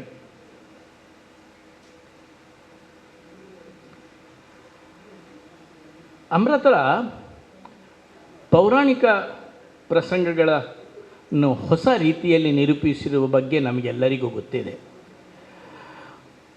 ಹಳೆಯ ಪ್ರಸಂಗಗಳಿಗೆ ಹೊಸ ಒಂದು ಪರ್ಸ್ಪೆಕ್ಟಿವ್ ಕೊಟ್ಟವರು ಅವರು. ಅದನ್ನು ನೋಡುವ ರೀತಿ ಬೇರೆ ಆಗಬೇಕು, ಅದನ್ನು ಇವತ್ತಿಗೆ ಪ್ರಸ್ತುತಪಡಿಸಿ ಅದನ್ನು ನೋಡುವುದು ಹೇಗೆ, ಯಾವ ಥರ ನೋಡಲಿಕ್ಕೆ ಸಾಧ್ಯ ಅಂತ ಮಾಡಿ ತೋರಿಸಿದವರು. ಹಾಗೆ ಧರ್ಮಸ್ಥಳ ಮೇಳದವರು ಅದನ್ನು ತುಂಬ ಸ್ಟ್ರಾಂಗಾಗಿ, ತುಂಬ ಪವರ್ಫುಲ್ಲಾಗಿ ಪ್ರದರ್ಶನ ಕೂಡ ಮಾಡಿದ್ದಾರೆ. ಹಾಗೆಯೇ ಅಮೃತರು ರಚಿಸಿದ ಸಾಮಾಜಿಕ ಸಂದೇಶಗಳನ್ನು ನೀಡುವ ಅನೇಕ ಪ್ರಸಂಗಗಳನ್ನು ಅವರು ಬರೆದಿದ್ದಾರೆ. ಆ ಸಾಮಾಜಿಕ ಸಂದೇಶ ನೀಡುವ ಪ್ರಸಂಗಗಳ ಮೊದಲ ಪ್ರದರ್ಶನ ಮಾಡಿದ್ದು ಕಲಾಗಂಗೋತ್ರಿ. ಪ್ರತಿಯೊಂದನ್ನು ಅವರು ಯಾವುದನ್ನು ಬರೆದಿದ್ದಾರೆ ಆ ಪ್ರತಿಯೊಂದು ಅನ್ನು ನಾವು ಮಾಡಿದ್ದೀವಿ. ಸಾಧಾರಣ ಹೇಳೋದಾದರೆ ರುದಿರ ಮೋಹಿನಿ, ಏಡ್ಸ್ ಭಾರಿ ಜೋರಿದ್ದಂಥ ಟೈಮ್ ಅದು. ಅಲ್ಲಿ ಇಲ್ಲಿ ಏಡ್ಸ್ ಬಗ್ಗೆ ಭಾರಿ ಕೆಲಸ ನಡೀತಾ ಇತ್ತು. ಅಂಥ ಸಂದರ್ಭದಲ್ಲಿ ಏಡ್ಸಿನ ಬಗ್ಗೆ ಒಂದು ಜಾಗೃತಿ ಮೂಡಿಸಲಿಕ್ಕೆ, ಎಚ್ಚರ ಮೂಡಲಿಕ್ಕೆ ರುದಿರ ಮೋಹಿನಿ ಅಂತ ಮಾಡಿದರು. ಅದನ್ನು ಕಲಾಗಂಗೋತ್ರಿ ಮೊದಲಿಗೆ ಮಾಡಿದ್ದು ಮಾತ್ರ ಅಲ್ಲ, ತುಂಬ ಕಡೆಯಲ್ಲಿ ಪ್ರದರ್ಶನ ಮಾಡಿದೆ. ವಿದ್ಯಾ ವಿಜಯ, ಇಲ್ಲಿ ಸಾಕ್ಷರತಾ ಆಂದೋಲನ ಆದಾಗ ಅಮೃತರು ಬರೆದಂಥ ಒಂದು ಪ್ರಸಂಗ ವಿದ್ಯಾ ವಿಜಯ. ನಾವು ಸಾಕ್ಷರತೆಯವರು, ಸಾಕ್ಷರತೆಯಲ್ಲಿ ಯಾರೆಲ್ಲ ಕೆಲಸ ಮಾಡಿದ್ದೀವೋ ನಾವು ಅದನ್ನು ಎಲ್ಲ ಕಡೆಯಲ್ಲೂ ಪ್ರದರ್ಶನ ಮಾಡಿದ್ವಿ. ಬೇರೆ ಬೇರೆ ಜಿಲ್ಲೆಗಳಿಗೆ ಹೋಗಿ ಅದನ್ನು ಪ್ರದರ್ಶನ ಮಾಡಿದ್ದು ಇದೆ. ಸೊ ವಿದ್ಯಾ ವಿಜಯ ಅದು ಸಾಕ್ಷರತೆ ಬಗ್ಗೆ ಎಚ್ಚರ ಮಾಡುವಂಥದ್ದು, ಪ್ರೇರಣೆ ಕೊಡುವಂಥದ್ದು. ಮಾರೀಷ ಕಲ್ಯಾಣ ಪರಿಸರದ ಬಗ್ಗೆ. ನಾನು ನೋಡಿದ ಹಾಗೆ ಪರಿಸರದ ಬಗ್ಗೆ ಅಮೂಲಾಗ್ರವಾಗಿ ಒಂದು ಯೋಚನೆ ಮಾಡಿ ಬರೆದಂಥ ಪ್ರಸಂಗ ಅಂತ ನನಗೆ ಅನ್ನಿಸ್ತದೆ. ಅದು ಅನೇಕ ನಾಟಕಗಳನ್ನು ನೋಡ್ತೇವೆ ನಾವು, ಆದರೆ ಈ ಯಕ್ಷಗಾನ ಅದರ ಮೂಲವನ್ನು ಹಿಡಿದು ಅಲ್ಲಾಡಿಸ್ತದೆ. ಸೊ ಹಾಗೆಯೇ ಅಮೃತರಿಗೆ ಸುಮಿಯೋ ಮರಿಜುರಿಯವರ ಜೊತೆಗೆ ತುಂಬ ಒಳ್ಳೆಯ ಒಂದು ಗೆಳೆತನ ಬೆಳೀತದೆ. ಹಾಗೂ ಅವರು ಚಾ ಬಗ್ಗೆ ಒಂದು ಪ್ರಸಂಗ ಬರೀತಾರೆ, ಛಾಯಾವತರಣ. ಇದನ್ನು ಬೇರೆ ಬೇರೆ ಕಡೆಯಲ್ಲಿ ನಾವು ಆಡಿದ್ದೇವೆ. ಹಾಗೆಯೇ ಬೆಂಗಳೂರಲ್ಲಿ ಜಪಾನಿ ಭಾಷೆ ಕಲಿಯುವಂಥ ವಿದ್ಯಾರ್ಥಿಗಳು ಒಂದು ಪ್ರಸಂಗ ಬರೆಸ್ತಾರೆ ಅಮೃತರ ಹತ್ರ. ಅದನ್ನು ಅವರು ಜಪಾನಿ ಭಾಷೆಯಲ್ಲೇ ಪ್ರದರ್ಶನ ಮಾಡ್ತಾರೆ ಬೆಂಗಳೂರಲ್ಲಿ, ಏಕಶೃಂಗಿ ಅಂತ. ಸೊ ಹೀಗೆ ಅನೇಕ ಸಾಮಾಜಿಕ ಸಂದೇಶವುಳ್ಳಂಥ ಪ್ರಸಂಗಗಳನ್ನು ಬರೆದಿದ್ದಾರೆ. ಮತ್ತು ಇದು ಅದ್ಭುತವಾದ ಕೆಲಸ. ನಮಗೆ ಅದನ್ನು ಪ್ರದರ್ಶನ ಮಾಡಲಿಕ್ಕೆ ತುಂಬ ಖುಷಿಯಾಗಿತ್ತು. ಮತ್ತು ಬಹುಶಃ ಕಲಾಗಂಗೋತ್ರಿಗೆ ಒಂದು ಹೆಸರು ಬಂದದ್ದು ಕೂಡ ಅದರಿಂದಾಗಿ ಅಂತ ನನಗೆ ಅನ್ನಿಸ್ತದೆ. ಭಿನ್ನವಾದ ಕೆಲಸ ಮಾಡಿರುವಂಥದ್ದು, ಕಮ್ಮಟ ಮಾಡಿರುವಂಥದ್ದು, ಈ ಹೊಸ ಹೊಸ ಪ್ರಸಂಗಗಳನ್ನು ಪ್ರದರ್ಶನ ಮಾಡಿರುವಂಥದ್ದು ಆದದ್ರಿಂದ 2007ರಿಂದ 2013ರ ತನಕ ಅಮೃತರು ಕಲಾಗಂಗೋತ್ರಿ ಅಧ್ಯಕ್ಷರಾಗಿದ್ದರು. ಕಲಾಗಂಗೋತ್ರಿ ಬೆಳವಣಿಗೆ ಕಂಡಂಥ ಸಮಯ ಅದು. ನಾವು ಗೆಳೆಯರು ಮಾತಾಡೋದಿದೆ, ಸುವರ್ಣ ಯುಗ ಕಲಾಗಂಗೋತ್ರಿದ್ದು ಅಂತ. ಅಮೃತರು ಅಧ್ಯಕ್ಷರಾದಂಥ ಆ ಸಂದರ್ಭ ನಮ್ಮದು ಸುವರ್ಣ ಯುಗ. ಏನೆಲ್ಲ ಕೆಲಸಗಳು ಆ ಸಂದರ್ಭದಲ್ಲಿ ಆಗಿದೆ ಯಾವುದ್ಯಾವುದು ರೀತಿಯಾಗಿದೆ. ಕಲಾಗಂಗೋತ್ರಿ ನಡ್ಕೊಂಡು ಹೋಗುತ್ತಿದ್ದಂಥ ಒಂದು ಲೆವೆಲ್ಗಿಂತ ಮೇಲಿನ ಲೆವೆಲ್ಗೆ ಹೋಗಲಿಕ್ಕೆ ನಮಗೆ ಸಾಧ್ಯ ಆದದ್ದು ಅಮೃತರ ಮಾರ್ಗದರ್ಶನದಲ್ಲಿ. ಅದೇ ಸಂದರ್ಭದಲ್ಲಿ ಕಟ್ಟಡ ಕೂಡ ಆದದ್ದು ನಮಗೆ ಅವರ ಅಧ್ಯಕ್ಷತೆಯಲ್ಲೇ. ಅದಕ್ಕೆ ಬೇಕಾದಂಥ ಸಂಪನ್ಮೂಲವನ್ನು ಸಂಗ್ರಹಿಸಲಿಕ್ಕೆ, ಕ್ರೋಢೀಕರಿಸಲಿಕ್ಕೆ ಅಮೃತರದ್ದು ಭಾರಿ ದೊಡ್ಡ ಒಂದು ಜವಾಬ್ದಾರಿ ಇತ್ತು ಅದರಲ್ಲಿ, ಮತ್ತು ಪಾತ್ರ ಕೂಡ ಇತ್ತು. ಹೀಗೆ ಕಲಾಗಂಗೋತ್ರಿಗೆ ಇವತ್ತು ಕೂಡ ಕಲಾಗಂಗೋತ್ರಿ ಆಗು ಹೋಗುಗಳನ್ನು ಕೇಳ್ತಾ ಇದ್ದಾರೆ. ಅದಕ್ಕೆ ಒಳ್ಳೆಯದಾಗುವುದಕ್ಕೆ ಸಲಹೆ ಸೂಚನೆಯನ್ನು ಕೊಡ್ತಾ ಇದ್ದಾರೆ. ಇಂಥದ್ದು ಸಲಹೆ ಸೂಚನೆ ಪ್ರೋತ್ಸಾಹ ಇನ್ನು ಮುಂದೆಯೂ ಕೊಡಲಿ. ಎಲ್ಲರಿಗೂ ಒಳ್ಳೆಯದಾಗಲಿ. ನಮಸ್ಕಾರ.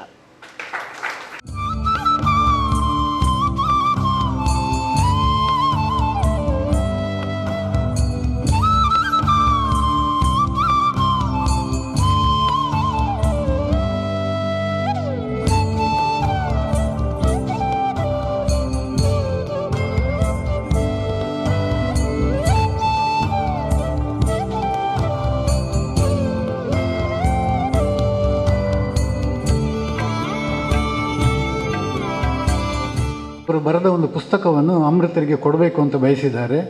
ದಯವಿಟ್ಟು ಅವರು ವೇದಿಕೆಗೆ ಬಂದು ಪುಸ್ತಕವನ್ನು ಕೊಡಬೇಕು.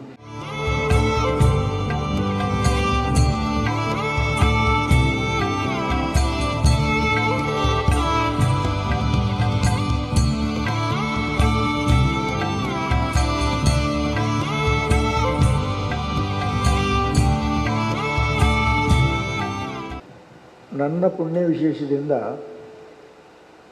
ನನಗೆ ಒಳ್ಳೆಯ ಮಿತ್ರ ಸಂಪತ್ತು ಲಭಿಸಿದೆ. ಅವರಿಂದಾಗಿ ನನ್ನ ಅನೇಕ ಕೃತಿಗಳು ಪ್ರಕಾಶನವನ್ನು ಕಂಡಿವೆ ಮತ್ತು ಸಾಕಷ್ಟು ಪ್ರಶಂಸೆ ಪ್ರಾಶಸ್ತ್ಯಗಳನ್ನು ಕೂಡ ಪಡೆದಿವೆ. ಇದಕ್ಕೆ ಸಂಬಂಧಿಸಿ ನಾನು ನನ್ನ ಅತ್ಯಂತ ಹೃತ್ಪೂರ್ವಕವಾದಂತಹ ಕೃತಜ್ಞತೆಗಳನ್ನು ಅರ್ಪಿಸ್ತಾ ಇದ್ದೇನೆ. ಇಲ್ಲಿ ನನ್ನ ಬಗ್ಗೆ ನಾನು ಸಾಂಸ್ಕೃತಿಕ ಸಾಹಿತ್ಯಿಕ ಕ್ಷೇತ್ರಕ್ಕೆ ಸಲ್ಲಿಸಿರಬಹುದಾದಂಥ ಯಥಾಮತಿ ನಾನು ನೀಡಿದ ಕೊಡುಗೆಗೋಸ್ಕರವಾಗಿ ನನ್ನನ್ನು ಬಹಳಷ್ಟು ಪ್ರಶಂಸೆ ಮಾಡಿದರು. ಅದು ಅವರ ಔದಾರ್ಯ. ಅದಕ್ಕೆ ನಾನು ಚಿರಋಣಿ ಅಂತ ಮಾತ್ರ ಹೇಳಬಲ್ಲೆ ಹೊರತು ಅದಕ್ಕಿಂತ ಹೆಚ್ಚಿನ ಶಬ್ದ ಪ್ರಯೋಗ ಮಾಡಲಿಕ್ಕೆ ನನಗೆ ಸಾಧ್ಯ ಇಲ್ಲ. ಇವತ್ತು ನಮ್ಮ ಮಿತ್ರರಾದ ಡಾಕ್ಟರ್ ಬಿ ಎ ವೇಕರಿಗಳು, ಡಾಕ್ಟರ್ ಪ್ರಭಾಕರ್ ಜೋಶಿಯವರು, ಹಾಗೆಯೇ ಶ್ರೀಮಾನ್ ಕಮಲಾಕ್ಷರು ಇವರೆಲ್ಲ ವೇದಿಕೆಯಲ್ಲಿ ಬಂದು ಉಪಸ್ಥಿತರಿದ್ದು ನನ್ನ ಮತ್ತು ನನ್ನ ಕೊಡುಗೆಗಳ ಬಗ್ಗೆ ವಿಶದವಾಗಿ ತಿಳಿಸಲಿಕ್ಕೆ ಪ್ರಯತ್ನಿಸಿದ್ದಾರೆ. ಈ ಬಗ್ಗೆ ನಾನು ಅವರನ್ನು ಪ್ರತಿಯಾಗಿ ಹೊಗಳ್ತಾ ಹೋದರೆ ಅದು ಅರ್ಥಶೂನ್ಯವಾಗ್ತದೆ. ಇದಕ್ಕೆ ಎಲ್ಲದಕ್ಕೂ ನಾನು ಒಂದೇ ಮಾತಿನಲ್ಲಿ ನಾನು ಚಿರ ಋಣಿ ಎಂಬ ಒಂದೇ ಮಾತನ್ನು ಹೇಳಲಿಕ್ಕೆ ಇಷ್ಟಪಡ್ತೇನೆ. ನನ್ನ ಯಥಾಮತಿಯಾದ ಯತ್ಕಿಂಚಿತ್ ಸಾಹಿತ್ಯ ಸಂಬಂಧವಾದ ಸಾಂಸ್ಕೃತಿಕ ಸಂಬಂಧವಾದಂತಹ ಸೇವೆಗೆ ನನ್ನ ಕೌಟುಂಬಿಕ ವರ್ಗದವರು, ಇಷ್ಟ ಮಿತ್ರರು ಇವರೆಲ್ಲ ಸಾಕಷ್ಟು ನೆರವಾಗಿದ್ದಾರೆ.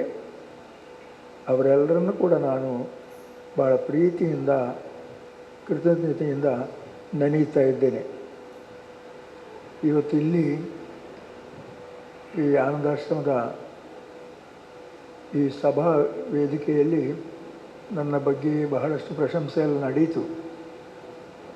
ಈ ಆನಂದಾಶ್ರಮ ಶಾಲೆಯಲ್ಲಿ ನಾನು ಕೂಡ ಶಿಕ್ಷಣವನ್ನು ಹೊಂದಿದವನೇ.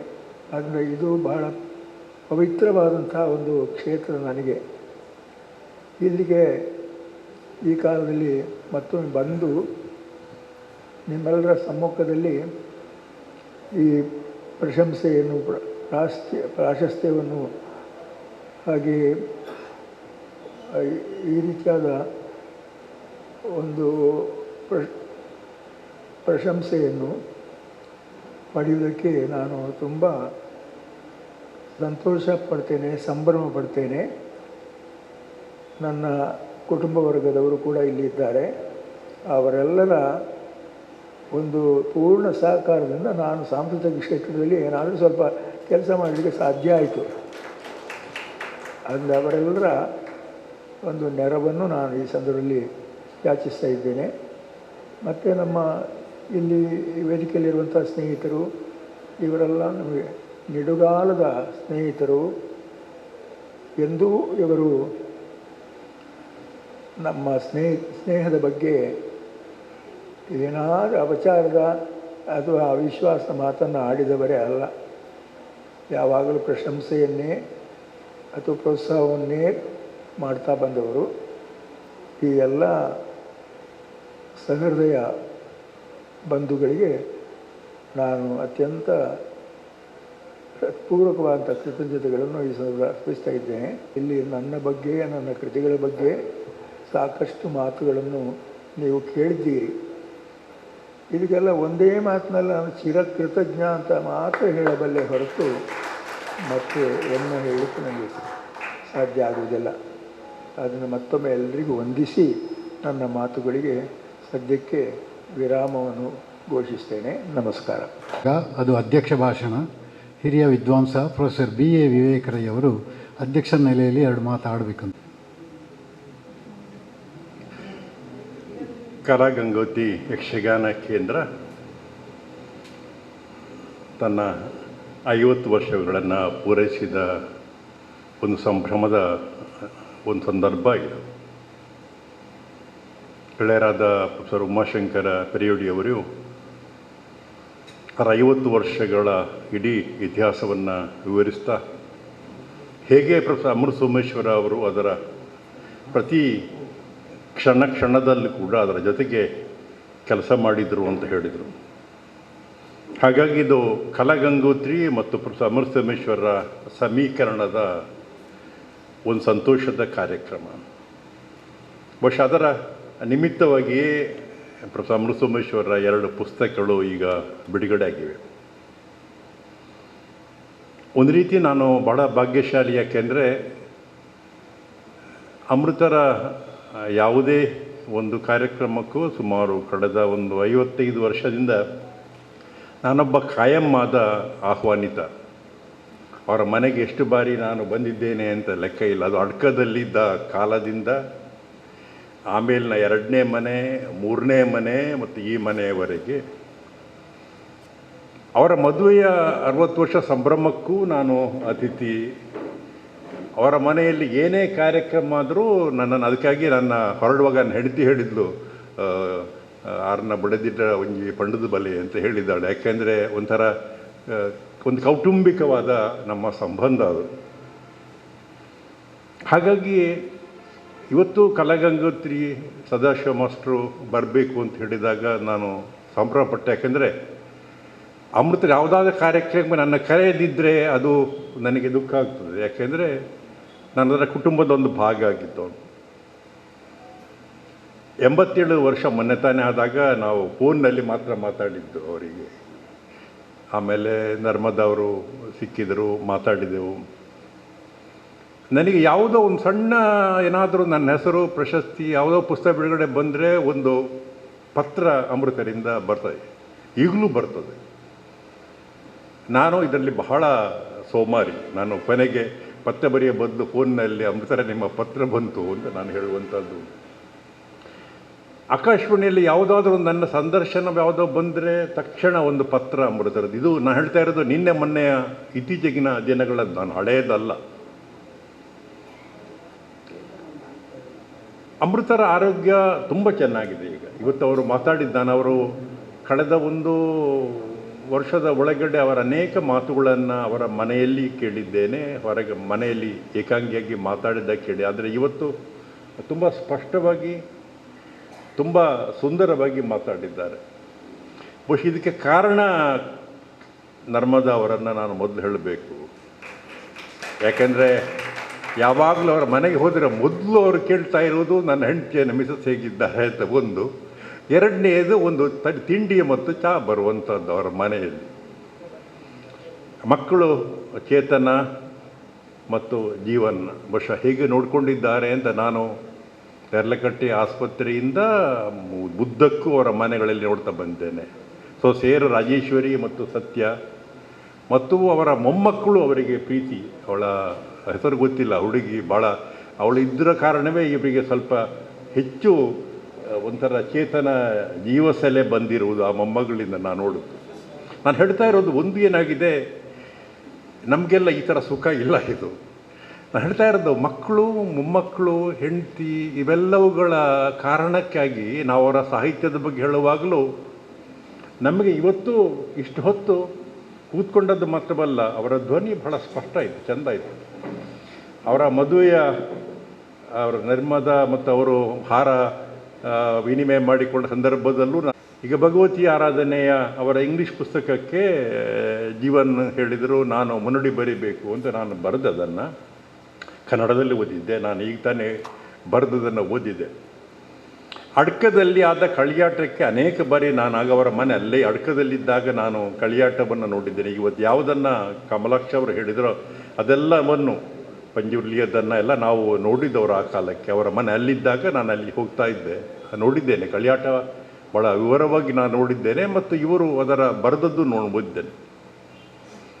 ಸುಮಾರು ಇಷ್ಟು ದೀರ್ಘಕಾಲದಲ್ಲಿ ಬರೆದಾಗಲೂ ಈ ಥರದ ಒಂದು ಚೇತನ ಇಟ್ಕೊಂಡಿರುವುದು, ಪ್ರೀತಿ ಇಟ್ಕೊಂಡಂಥದ್ದು. ಸದಾಶಿವ ಮಾಸ್ಟರ್ ಬಗ್ಗೆ ಎಲ್ಲರೂ ಜೋಶಿಯವರು ನಮ್ಗೆ ಗೊತ್ತಿದೆ. ಒಂಥರ ಏನಾಗಿದೆ ಅಂದರೆ ಇಡೀ ಅನೇಕ ಮಂದಿ ಇಲ್ಲಿ ಕಲಾಂಗೋತಿಯವರು ಅನೇಕ ಮಂದಿ ಹೊರಗೆಲ್ಲೂ ಕಾಣುವುದಿಲ್ಲ. ಆದರೆ ಈಗ ಉಮಾಶಂಕರ್ ಪೆರಿಯೋಡಿ ಹೇಳಿದ ಹಾಗೆ ಅವ್ರು ಮಾಡಿದ ಕೆಲಸಗಳುಂಟಲ್ಲ, ಯಕ್ಷಗಾನದ ಬಗ್ಗೆ ಇಲ್ಲಿ ಜೋಶಿಯವರಿಗೆ ಆದರೆ ನಾನು ಹೇಳಬೇಕು ಅಂತಿದ್ದದ್ದು ಅನೇಕ ಸಂಘ ಸಂಸ್ಥೆಗಳಿವೆ. ಅನೇಕ ಬಾರಿ ಅವುಗಳು ಪುನರಾವರ್ತನೆ ಕೆಲಸಗಳನ್ನೇ ಮಾಡ್ತಾ ಇರ್ತದೆ. ಸನ್ಮಾನ ಮಾಡುವುದು ಅಥವಾ ಅದೇ ರೀತಿಯಲ್ಲಿ ಒಂದು ಅಷ್ಟೇ ಅದು ಒಂದು ರೀತಿ ಭಿನ್ನವಾಗಿ ವಿಶಿಷ್ಟವಾಗಿ ಮತ್ತು ಈ ಥರದ ಒಂದು ಕಲೆಯನ್ನು ಒಂದು ಹೊಸ ಮಗ್ಗುಲುಗಳಿಗೆ ಕೊಂಡು ಹೋಗುವ ಕೆಲಸವನ್ನು ಕಲಾಂಗೋತಿ ಮಾಡಿದೆ. ನಾನು ಇಲ್ಲಿ ಉಮಾಶಂಕರ ಪೆರಿಯೋಡಿ ಕೇಳಿದ್ದು ಮಾತ್ರ ಅನೇಕ ಬಾರಿ ನಾನು ನೋಡಿದ್ದೇನೆ ಕೂಡ. ಸೌಮ್ಯ ಮುರುಜಿರಿ ಅಂಥ ಒಬ್ಬ ವಿದ್ವಾಂಸರು ಅದರ ಜೊತೆಗೆ ಒಳಗೊಂಡಂಥದ್ದು ಮತ್ತು ಕಲಾಗಂಗೋತ್ರಿಗೆ ಒಂದು ಅಂತಾರಾಷ್ಟ್ರೀಯ ಜಪಾನ್ನ ಸಂದರ್ಭದಲ್ಲೂ ಅದಕ್ಕೆ ಒಂದು ರೀತಿಯ ವಿಸ್ತರಣೆಯನ್ನು ಕೊಟ್ಟದ್ದು. ಅದಕ್ಕೆಲ್ಲ ಅಮೃತರ ಕಾರಣ. ಸದಾ ಸೃಜನಶೀಲತೆ ಅನ್ನೋದು ನಾನು ಹೇಳ್ತಾ ಇರೋದು, ವಿದ್ವತ್ತು ಅನ್ನುವುದು ಒಬ್ಬ ಸೃಜನಶೀಲ ಅಲ್ಲದವರಿಗೆ ವಿದ್ವತ್ತು ಬರುವುದಿಲ್ಲ. ಅದರಿಂದಲೇ ನನಗೆ ಕಾಣ್ತಾ ಇರೋದವರ ಬಹುತೇಕ ಪುಸ್ತಕಗಳು, ನನ್ನ ಅವರ 60ನೇ ವರ್ಷ ಆದಾಗಲೂ ಸಿಡಿ ಬಿಡುಗಡೆಯಲ್ಲಿ ನಾನು ಅತಿಥಿಯಾಗಿ ಭಾಗವಹಿಸಿದವನು. ಆಮೇಲೆ ವಿಶ್ವವಿದ್ಯಾಲಯ ಕಾಲೇಜಿನಲ್ಲಿ ಅವರ ದೊಡ್ಡ ಕಾರ್ಯಕ್ರಮ ಆದಾಗಲೂ ಮಾತಾಡಿದ್ದು. ಅದಕ್ಕಾಗಿ ನಾನು ಪುನರಾವರ್ತನೆ ಮಾಡ್ತಾ ಇಲ್ಲ. 87 ವರ್ಷ ಆದಾಗಲೂ ಕೂಡ ಜೀವನ ಪ್ರೀತಿಯನ್ನು ಇಟ್ಟುಕೊಳ್ಳುವಂಥ, ನಿವೃತ್ತಿ ಅನ್ನುವುದನ್ನು ಒಂದು ಉದ್ಯೋಗಕ್ಕೆ ಮಾತ್ರ ಇಟ್ಟುಕೊಳ್ಳದೆ ನಿರಂತರ. ಬಹುಶಃ ಇದನ್ನು ನಾನು ಹೇಳ್ತಾ ಇರೋದು ನನ್ನ ಅನುಭವದಲ್ಲಿ. ಬಹುಶಃ ಕರಾವಳಿಯಲ್ಲಿ ಇಷ್ಟು ಸಮಗ್ರವಾದ ರೀತಿಯ ಅಧ್ಯಯನ ಮತ್ತು ಜೀವನ ಪ್ರೀತಿಯನ್ನು ಇಟ್ಕೊಂಡಂತಹ ಇವತ್ತು ನಮ್ಮ ನಡೆ ಇರುವ ಒಬ್ಬರೇ ಒಬ್ಬರು ಅಂದರೆ ಅಮೃತ ಸೋಮೇಶ್ವರ ಮಾತ್ರ. ನಾನು ಯಾಕೆಂದರೆ ಈಗಲೂ ಕೂಡ ನೀವು ಅವ್ರ ಜೊತೆಗೆ ಮಾತಾಡ್ಬೋದು, ಸಂವಾದ ಮಾಡ್ಬೋದು. ಮತ್ತು ಅವರು ಮಾಡಿದ ಕೆಲಸಗಳನ್ನು ನಾನು ಯಾರ ಜೊತೆಗೂ ಹೋಲಿಸ್ತಾ ಇಲ್ಲ. ಆದರೆ ಇಷ್ಟು ವೈವಿಧ್ಯಮಯವಾದ ಕೆಲಸಗಳನ್ನು ನಮ್ಮ ಕರಾವಳಿಯಲ್ಲಿ ಬಹುಶಃ ಶಿವರಾಮ ಕಾರಂತರು ಬಿಟ್ಟರೆ ಬೇರೆ ಯಾರೂ ಮಾಡಲಿಲ್ಲ. ಶಿವರಾಮ ಕಾರಂತರನ್ನು ನಾವು ಹೇಗೆ ಗಮನಿಸ್ತೇವೋ ಆ ಬಳಿಕ ಬಹುಶಃ ನಾನು ತುಳು ಜಾನಪದದಲ್ಲಿ 72ರಲ್ಲಿ ಅಧ್ಯಯನ ಮಾಡಲಿಕ್ಕೆ ಹೋದಾಗ ಅವರ ತುಳು ಪಾಠದ ಸಂಪುಟ ಪ್ರಕಟ ಆಗಿರಲಿಲ್ಲ. ನಾನು ಅಡ್ಕದ ಮನೆಗೆ ಹೋದೆ. ಅವರು ಆ ಟೈಪ್ ಆದಂಥ ಇಡೀ ಪುಸ್ತಕ ನನಗೆ ಕೊಟ್ಟರು. ನಾನು ಅದನ್ನು ನನ್ನ ಥೀಸಿಸ್ನಲ್ಲಿ ನಾನು ಕೃತಜ್ಞತೆ ಹೇಳಿದ್ದೇನೆ ಕೂಡ. ಅಂದರೆ ತನ್ನ ಕೆಲಸವನ್ನು ಮುಕ್ತವಾಗಿ ಆ ಕಾಲ, ಅದು ನಂತರ ಭಾಳ ನಂತರ ಹಂಪಿ ವಿಶ್ವವಿದ್ಯಾಲಯದಿಂದ ಪ್ರಕಟ ಆಯಿತು ತುಳು ಪಾಠದ ಸಂಪುಟ.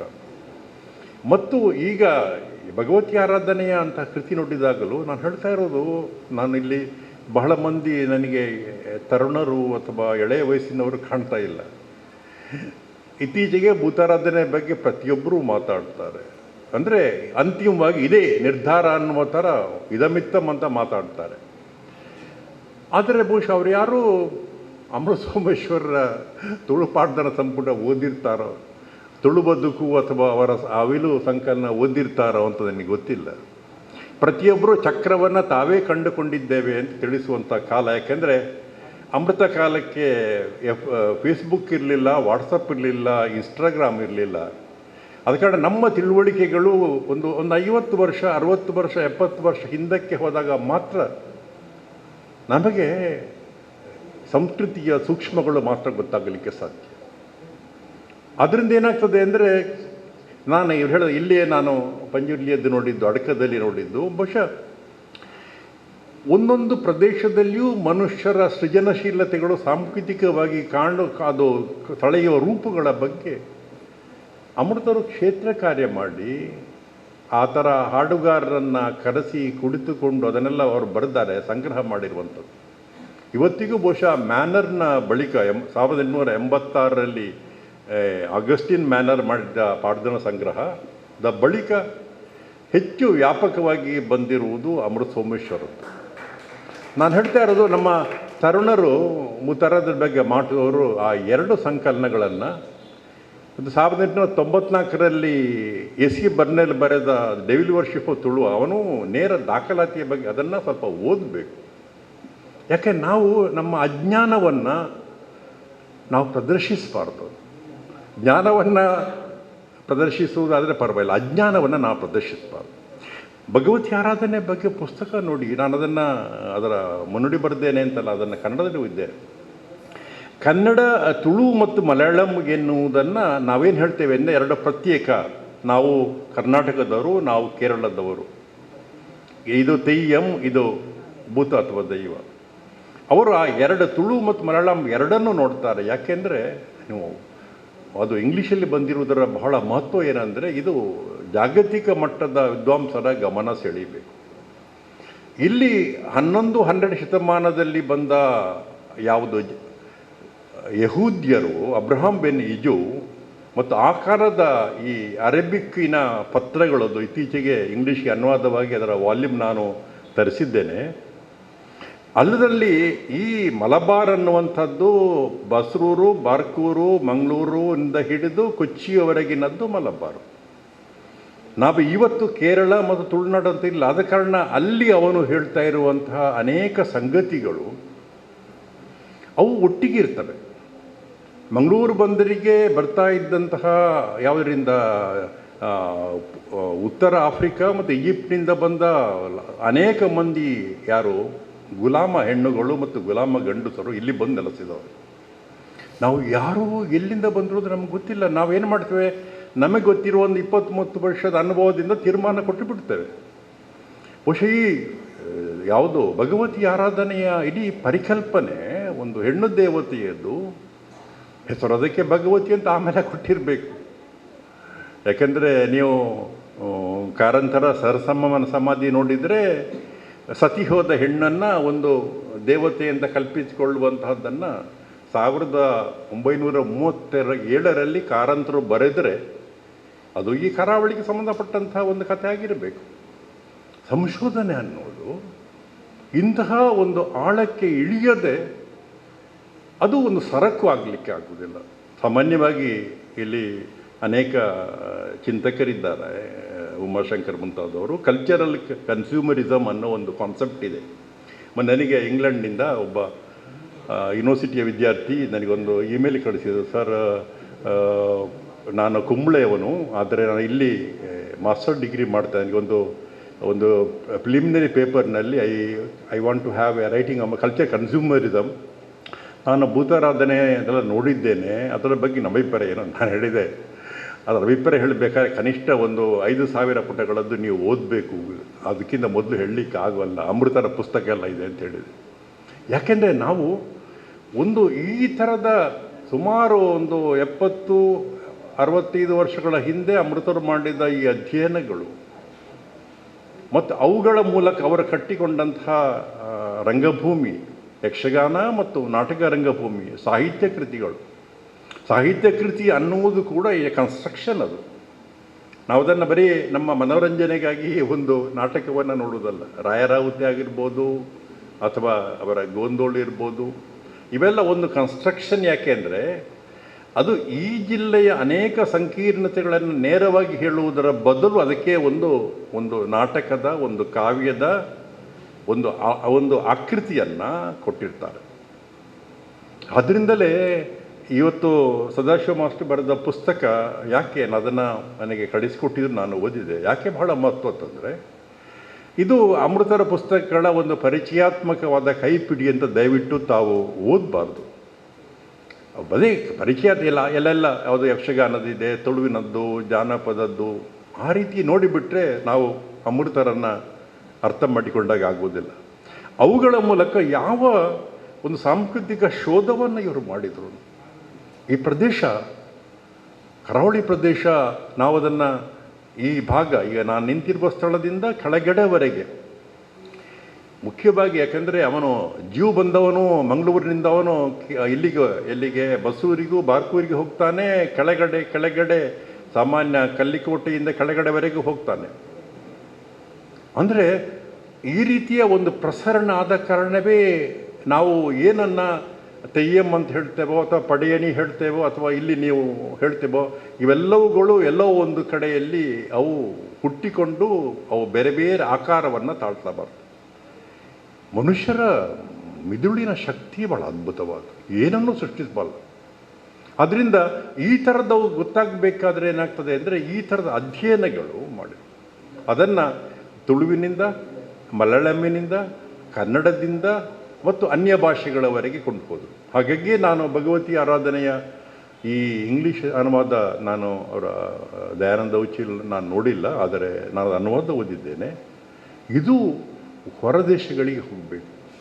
ಯಾಕಂದರೆ ನನಗೆ ಎಷ್ಟೋ ಬಾರಿ ಅನೇಕ ವಿದೇಶಗಳಿಂದ ವಾರಕ್ಕೆ ಒಂದು 5-6 ಇಮೇಲ್ಗಳು ಬರ್ತವೆ ಇಲ್ಲಿಯ ಕಲ್ಚರ್ ಬಗ್ಗೆ. ನನಗೆ ಅನೇಕಕ್ಕೆ ಉತ್ತರ ಗೊತ್ತಾಗುವುದಿಲ್ಲ. ನಂತರ ಇಲ್ಲ, ನಾನು ಅದಕ್ಕೆ ಹೇಳಿದೆ ಐ ಡೋಂಟ್ ನೋ ಅಂತ ಹೇಳ್ತೇನೆ. ಅವರ ಪ್ರಕಾರ ಇಲ್ಲ, ನಾನೊಬ್ಬ ವಿದ್ವಾಂಸ ಅಂತ ನಾನು ಹೇಳ್ತಾರೆ. ವಿದ್ವಾಂಸ ಅನ್ನುವಂಥದ್ದು ಸಭೆಯಲ್ಲಿ, ಕಾರ್ಯಕ್ರಮದಲ್ಲಿ ನಮಗೆ ಜನಗಳು ಕೊಡುವ ಬಿರುದು ಅಲ್ಲ, ನಮ್ಮ ಅಂತರದಲ್ಲಿ ನಾವು ಮಾಡಿದ ಕೆಲಸಗಳು ಏನು ಅಂತ. ಹಾಗಾಗಿಯೇ ನನಗೆ ಇವೆಲ್ಲವುಗಳ ಜೊತೆಗೂ ಕೂಡ ಒಂದು ಜೀವನ ಪ್ರೀತಿಯನ್ನು ಉಳಿಸ್ಕೊಂಡವರು ಅಮೃತರು. ಈಗ ಅದಕ್ಕಾಗಿ ನಾನು ಯಾವುದೋ ಒಂದು ಪುತ್ತೂರಿನಲ್ಲಿ ಖಾಸಗಿ ಕಾರ್ಯಕ್ರಮಕ್ಕೆ ಹೋಗಬೇಕಾಗಿತ್ತು. ನಾನು ಮನೆಗೆ ಬಂದಾಗ 4 ಗಂಟೆ. ತಕ್ಷಣ ನಾನು ಏನಾದರೂ ಸದಾಶಿವ ಮಾಸ್ಟರ್ ಕಾಯ್ತಾರೋ ಅಂತೇಳಿ ತಕ್ಷಣ ಎದ್ದು ನಾನು 5-10 ನಿಮಿಷ ಏನೋ ತಡಾಗಿರ್ಬೋದು. ಯಾಕೆಂದರೆ ನೀವೆಲ್ಲ ಇಲ್ಲಿ ಅನೇಕ ಮಂದಿ ಅಮೃತರನ್ನು ಹತ್ತಿರದಿಂದ ಕಂಡವರಿದ್ದೀರಿ. ಈಗಲೂ ಕೂಡ ಅವರ ಚಿಂತನೆಯ ಕ್ರಮಗಳು ಮತ್ತು ಇನ್ನೊಂದು ಏನಾಗ್ತದೆ ಅಂದರೆ, ಅವರೆಲ್ಲ ತಿಳುವಳಿಕೆಯ ನಡುವೆ ಕೂಡ ಒಂದು ಗಂಭೀರ್ಯದ ಜೊತೆಗೆ ಬದುಕನ್ನು ಒಂದು ಲಾಲಿತ್ಯದಲ್ಲಿ ನೋಡುವಂತಹ ಒಂದು ಸ್ವಚ್ಛ ಮನಸ್ಸಿದೆ. ಅಪಾರ್ಥಿನಿ ಆಗಿರ್ಬೋದು. ಅಮೃತರ ಜೊತೆಗೆ ಅನೇಕ ಬಾರಿ ನಾನು ಖಾಸಗಿಯಾಗಿ ಅನೇಕ ಕಳೆದಿದ್ದೇನೆ. ತುಳು ನಿಘಂಟು ಯೋಜನೆಯಲ್ಲಿ ನಾವೆಲ್ಲ ಒಟ್ಟಿಗಿದ್ದಾಗ ಕಾರಲ್ಲಿ ಉಡುಪಿಯಿಂದ ನಾವು ಒಟ್ಟಿಗೆ ಬರೋದು. ಆಗ ಅವರು ಹೇಳ್ತಾ ಇದ್ದ ಅನೇಕ ರಸಪ್ರಸಂಗಗಳು, ತಮಾಷೆ ನಿಜ ವಿಷಯಗಳನ್ನೇ ಅವ್ರು ಹೇಳ್ತಾ ಇದ್ದದ್ದು ಇಂಥ ಅನೇಕ ಇವೆ. ಅದನ್ನೆಲ್ಲ ಇವತ್ತು ಬರೆದೇ ಬಿಟ್ಟರೆ ನಮ್ಮ ಮೇಲೆ ಕೇಸ್ ಹಾಕ್ತಾರೆ, ಅದರಿಂದ ಆಗೋದಿಲ್ಲ. ಆದರೆ ಏನಾಗಿದೆ, ಬದುಕು ನಾವು ತಿಳ್ಕೊಂಡಿದ್ದಕ್ಕಿಂತ ಬೇರೆ ಇರ್ತದೆ. ಹೊರಮೈಯಲ್ಲಿ ನಾವು ಮನುಷ್ಯರನ್ನು ಕಾಣುವುದಕ್ಕೂ ಅದರ ಒಳಗಡೆ ಪ್ರವೇಶ ಮಾಡಿದಾಗ ನಾವು ಕಾಣುವ ಜಗತ್ತು ಬೇರೆ ಇರ್ತದೆ. ನೀವು ಇದನ್ನು ಜೋಗ ಮತ್ತು ಮಾಯ ಅಂತ ಕರೀರಿ. ಮನುಷ್ಯರಲ್ಲೂ ಒಂದು ಜೋಗದ ರೂಪ ಇದೆ ಮತ್ತು ಮಾಯದ ರೂಪ ಇದೆ. ಆದರೆ ಅಮೃತರದ್ದು ಜೋಗ ಮತ್ತು ಮಾಯ ಎರಡೂ ಕೂಡ ಒಂದೇ ರೀತಿಯಲ್ಲಿ, ಅವರಲ್ಲಿ ಯಾವುದೂ ಈ ಥರ 2 ರೂಪಗಳಿಲ್ಲ. ಅಂತಹ ಒಂದು ಸಂತೋಷ ಏನಂದರೆ, ಈ ಕಲಗಂಗೋತ್ರಿ ಸಂಘಟನೆಯವರು ಯಕ್ಷಗಾನವನ್ನು ಒಂದು ತಮ್ಮ ಮೂಲ ಧಾತುವಾಗಿ ಇಟ್ಟುಕೊಂಡು ಕೂಡ ಅಮೃತರ 2 ಪುಸ್ತಕಗಳನ್ನು ಬಿಡುಗಡೆ ಮಾಡಿದರು. ಆ ಮೂಲಕ ಏನಾಗಿದೆ ಅಂದರೆ, ನಮಗೆ ಸಚೇತನಗೊಳಿಸುವುದು ಅನ್ನುವುದು ಬರ್ತದೆ. ಬಹುಶಃ ನಮಗೆಲ್ಲ ವಯಸ್ಸಾದ ಮೇಲೆ ಏನಾಗ್ತದೆ ಅಂದರೆ, ಸಚೇತನಗೊಳಿಸುವುದು ಅಂತ ಹೇಳಿದರೆ ಬರೀ ಔಷಧಗಳಿಂದ ಅಷ್ಟೇ ಅಲ್ಲ, ಬದುಕು ಉಲ್ಲಸಿತವಾಗುವ, ಪ್ರೀತಿಯವರು 4 ಮಂದಿ ಸೇರಿ ಮಾತಾಡುವ ಮತ್ತು ಆ ಮೂಲಕ ನಮ್ಮನ್ನು ಪ್ರೀತಿಸುವ ಒಂದು ವರ್ಗ ನಮ್ಮ ಜೊತೆಗೆ ಸದಾ ಇದೆ ಅನ್ನುವಂತಹ ಒಂದು ನೆನವರಿಕೆ ಮಾಡಿಕೊಳ್ಳುವುದುಂಟಲ್ಲ, ಇದು ಬಹಳ ಮುಖ್ಯ. ಅದಕ್ಕೆ ಒಂದು ವಿಶ್ವ ಕುಟುಂಬ ಅಂತ ನಾವು ಕರೆಯುವಂಥದ್ದು. ಅಂತಹ ಒಂದು ವಿಶ್ವ ಕುಟುಂಬ ಅದು ಅಮೃತರಿಗೆ ಎಲ್ಲ ಕಡೆಯಲ್ಲಿದೆ.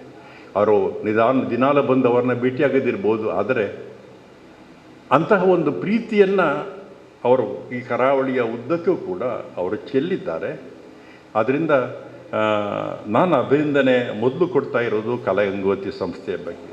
ಇಂತಹ ಒಂದು, ಯಾಕೆಂದರೆ ಒಂದು ಬಾರಿ ನಾನು ಮತ್ತು ನನ್ನ ಗೆಳೆಯ NG ಮೋಹನ್ 2-3 ಬಾರಿ ಇವರ ಮನೆಯಲ್ಲಿ ಕಾರ್ಯಕ್ರಮವನ್ನು ಯೋಜಿಸಿದ್ದೇವೆ. ಅಂದರೆ ಅವರಿಗೆ ಸ್ವಲ್ಪ ಉಲ್ಲಾಸ ಕೊಡೋಣ ಅಂತ.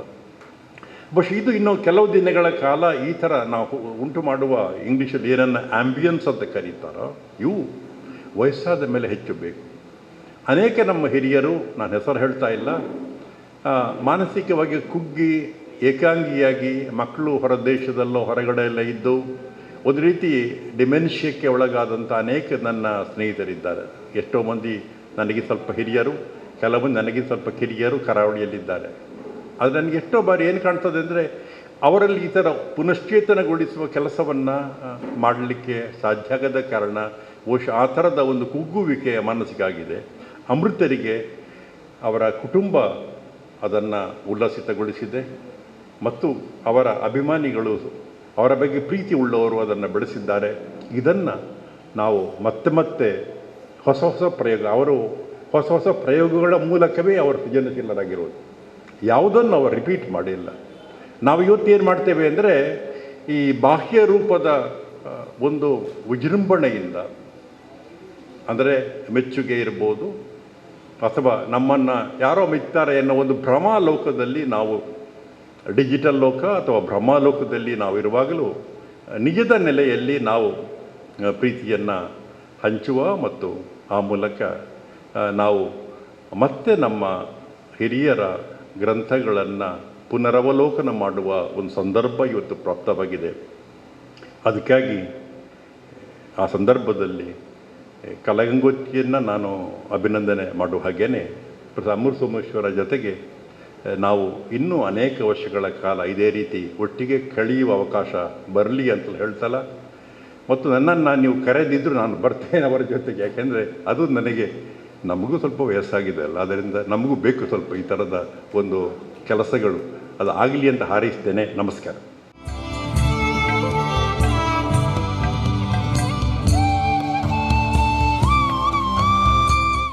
ಗಣ್ಯರೇ ಹಾಗೂ ಗೌರವಾನ್ವಿತ ಸಭಾಸದರೇ, ಕಲಾಗಂಗೋತ್ರಿ ಹಾಗೂ ನಮ್ಮ ಕುಟುಂಬದ ಒಂದು ಸಂಬಂಧ ಬಹಳ ಹಳೆಯದ್ದು, ಬಹಳ ಹಾರ್ದಿಕವಾದಂಥದ್ದು. ಸುಮಾರು 3 ದಶಕಗಳ ಹಿಂದೆ ತಂದೆಯವರ ಕುರಿತಾದಂತಹ ಒಂದು ಅಭಿನಂದನ ಗ್ರಂಥ ಸಿರಿ, ಅದನ್ನು ಈ ಸಂಸ್ಥೆಯ ಅಧ್ಯಕ್ಷರು ಮತ್ತು ಸದಸ್ಯರು ಎಷ್ಟೊಂದು ಬದ್ಧತೆಯಿಂದ ಮತ್ತು ಪ್ರೀತಿಯಿಂದ ರೂಪಿಸಿದ್ದಾರೆ ಎನ್ನುವಂಥದ್ದನ್ನು ನಾನು ಈ ಸಂದರ್ಭದಲ್ಲಿ ಅತ್ಯಂತ ಪ್ರೀತಿಪೂರ್ವಕವಾಗಿ ನೆನಪಿಸಿಕೊಳ್ತಾ ಇದ್ದೇನೆ. ಅದೇ ರೀತಿಯಲ್ಲಿ ಇಲ್ಲಿ ಹೇಳಲೇಬೇಕಾದಂಥ ಒಂದು ವಿಚಾರ, ಆಗತಾನೆ ಸಂಸ್ಥೆಯ ಗೌರವಾನ್ವಿತರಾದಂಥ ಕೆ ಸದಾಶಿವ ಅವರ ಒಂದು ನಿಸ್ಪೃಹತೆ, ಅವರ ಸಮರ್ಪಣ ಭಾವ, ಬದ್ಧತೆ ಎಷ್ಟು ದೊಡ್ಡದು ಎನ್ನುವಂಥದ್ದನ್ನು ನಾವು ನೆನಪಿಸಿಕೊಂಡಿದ್ದೇವೆ. ನಾನು ಈ ಸಂದರ್ಭದಲ್ಲಿ ಅತ್ಯಂತ ಪ್ರೀತಿಪೂರ್ವಕವಾಗಿ ದಶಕಗಳಿಂದ ಅವರು ತಂದೆಯವರ ಜೊತೆಗೆ ಇರಿಸಿಕೊಂಡಂಥ ಒಂದು ಆತ್ಮೀಯತೆ, ಅದರಲ್ಲೂ ಕೂಡ ಅಶಕ್ತಿಯಿಂದ ತಂದೆಯವರು ಸ್ವಲ್ಪ ಬಳಲುವಂಥ ಸಂದರ್ಭದಲ್ಲಿ ಅವರ ಜೊತೆಗೆ ಅನೇಕ ಕಾರ್ಯಕ್ರಮಗಳಲ್ಲಿ ಅವರು ಬೆಂಗಾವಲಾಗಿ ಹೋಗಿ ಅಲ್ಲಿ ನೀಡ್ತಾ ಇದ್ದಂಥ ಒಂದು ನೈತಿಕವಾದಂಥ ಬೆಂಬಲ, ಕಳೆದ ಒಂದು 2-3 ವರ್ಷಗಳಿಂದ ಕೋವಿಡ್ ಬಾಧೆಯಿಂದ ಸಾಮಾನ್ಯವಾಗಿ ಜನ ಗೃಹಬಂಧನಕ್ಕೆ ಈಡಾದಂಥ ಸಂದರ್ಭದಲ್ಲಿಯೂ ಕೂಡ ಅವರು ಮನೆಗೆ ಕಾಲಕಾಲಕ್ಕೆ ಆಗಮಿಸುತ್ತಾ ತಂದೆಯವರ ಯೋಗಕ್ಷೇಮವನ್ನು ವಿಚಾರಿಸ್ತಾ ಇದ್ದಂಥದ್ದು. ಅಂಥ ಅನೇಕ ಬಂಧುಗಳು ಇಲ್ಲಿ ತಾವೆಲ್ಲರೂ ಇದ್ದೀರಿ, ಇಲ್ಲಿ ದೂರದಿಂದ ಬಂದಂಥ ಅನೇಕರು ಇದ್ದೀರಿ. ನಿಮ್ಮೆಲ್ಲರನ್ನೂ ಕೂಡ ನಾನು ಈ ಸಂದರ್ಭದಲ್ಲಿ ಅತ್ಯಂತ ಗೌರವಪೂರ್ವಕವಾಗಿ ಸ್ಮರಿಸ್ತಾ ಇದ್ದೇನೆ. ಸದಾಶಿವ ಮಾಸ್ಟ್ರು ಅವರು ಯಾವುದೇ ರೀತಿಯ ಪ್ರಚಾರವನ್ನು ಬಯಸುವವರಲ್ಲ ಎನ್ನುವಂಥದ್ದು ತಮಗೆಲ್ಲರಿಗೂ ಗೊತ್ತಿದೆ. ಆದರೂ ಸಹ ಅವರನ್ನು ಈ ಸಂದರ್ಭದಲ್ಲಿ ನಾವು ನೆನಪಿಸಿಕೊಳ್ಳದಿದ್ದರೆ ನಾವು ಕೃತಜ್ಞರಾಗ್ತೇವೆ ಎನ್ನುವಂಥ ಒಂದು ಏಕೈಕ ಕಾರಣಕ್ಕಾಗಿ ನಾವು ಅವರನ್ನು ಒಂದು ತೀರಾ ಸಣ್ಣ ಮಟ್ಟಿನಲ್ಲಿ ನಮ್ಮ ಹೃದಯದ ಎಲ್ಲ ಸದ್ಭಾವನೆಗಳ ಜೊತೆಗೆ ಗೌರವಿಸಲಿಕ್ಕೆ ಬಯಸ್ತೇವೆ. ಅವರು ದಯವಿಟ್ಟು ಇದನ್ನು ನಿರಾಕರಿಸುವುದಿಲ್ಲ ಅಂತ ಅಂದುಕೊಂಡಿದ್ದೇವೆ. ದಯವಿಟ್ಟು ಅವರು ವೇದಿಕೆಗೆ ಬರಬೇಕು.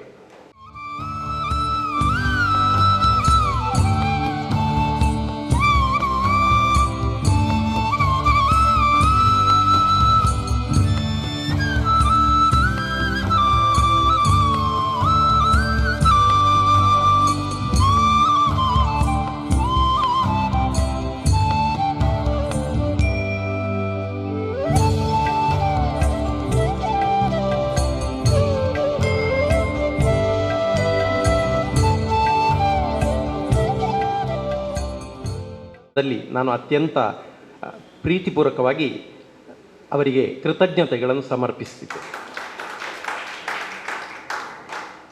ಇಂದು ಭಗವತಿ ಆರಾಧನೆ ಕೃತಿಯನ್ನು ಬಿಡುಗಡೆ ಮಾಡಿ ಅದರ ಕುರಿತಾಗಿ ಒಳ್ಳೆಯ ಮಾತುಗಳನ್ನು ಆಡಿದಂತಹ ನಮ್ಮ ನಾಡಿನ ಹಿರಿಯ ಜನಪದ ವಿದ್ವಾಂಸ ಡಾಕ್ಟರ್ ಕಮಲಾಕ್ಷ ಸರ್ ಅವರನ್ನು ಅತ್ಯಂತ ಗೌರವಪೂರ್ವಕವಾಗಿ ಸ್ಮರಿಸ್ತಾ ಇದ್ದೆ. ಯಕ್ಷಗಾನ ವಿದ್ವಾಂಸರಾದಂತಹ ತಂದೆಯವರಿಗೆ ಅತ್ಯಂತ ಆತ್ಮೀಯರಾದಂತಹ ಡಾಕ್ಟರ್ ಎಂ ಪ್ರಭಾಕರ ಜೋಶಿಯವರು ಕೂಡ ತಂದೆಯವರ ಬಗ್ಗೆ ಅತ್ಯಂತ ಪ್ರೀತಿಪೂರ್ವಕವಾದಂಥ ಮಾತುಗಳನ್ನು ಅತ್ಯಂತ ಸ್ವಾರಸ್ಯಕರವಾಗಿ ಆಡಿದ್ದಾರೆ. ಅವರನ್ನು ನಾನು ಅವರ ಅನುಪಸ್ಥಿತಿಯಲ್ಲಿ ಆದರಪೂರ್ವಕ ಸ್ಮರಿಸ್ತಾ ಇದ್ದೇನೆ. ಈ ಕೃತಿಯನ್ನು ತಂದೆಯವರ ಕುರಿತಾದಂಥ 2 ಕೃತಿಗಳು ಇಂದು ಬಿಡುಗಡೆಯಾಗಿವೆ. ಅದರಲ್ಲಿ ಒಂದು ಕೃತಿ ಭಗವತಿ ಆರಾಧನೆ, ಅದರ ಇಂಗ್ಲಿಷ್ ಅನುವಾದವನ್ನು ಮಾಡಿದಂತಹ ಮುಂಬೈಯಲ್ಲಿ ಇರತಕ್ಕಂಥ, ಇವತ್ತು ಅನಿವಾರ್ಯ ಕಾರಣದಿಂದ ಕಾರ್ಯಕ್ರಮಕ್ಕೆ ಬರಲಿಕ್ಕೆ ಆಗಲಿಲ್ಲ ಅವರಿಗೆ, ದಯಾನಂದ್ ಉಚ್ಚಿಲ್ ಅವರನ್ನು ನಾನು ಅತ್ಯಂತ ಗೌರವಪೂರ್ವಕವಾಗಿ ನೆನಪಿಸಿಕೊಳ್ತಾ ಇದ್ದೇನೆ. ಅದೇ ರೀತಿಯಲ್ಲಿ ಇವತ್ತಿನ ಸಮಾರಂಭದ ಒಂದು ಚಾಲಕ ಶಕ್ತಿ ಅಂತಲೇ ನಾವು ಹೇಳಬೇಕಾದಂತಹ ಕೆ ಸದಾಶಿವ ಮಾಸ್ಟರ್ ಅವರು ಬಹಳ ಪ್ರೀತಿಯಿಂದ ತಂದೆಯವರ ಕುರಿತಾದಂಥ ನಿಡುಗಾಲದ ಒಡನಾಟದ ಒಂದು ಫಲಶ್ರುತಿ ಅಂತ ನಾವು ಕರಿಬೇಕು, ಅವರು ಕೂಡ ರಚಿಸಿದಂಥ ಈ ಕೃತಿ. ಹಾಗಾಗಿ ಅವರನ್ನು ನಾನು ಅತ್ಯಂತ ಆದರಪೂರ್ವಕವಾಗಿ ನೆನಪಿಸಿಕೊಳ್ತಾ ಇದ್ದೇನೆ, ಅವರಿಗೆ ಅತ್ಯಂತ ಕೃತಜ್ಞನಾಗಿದ್ದೇನೆ.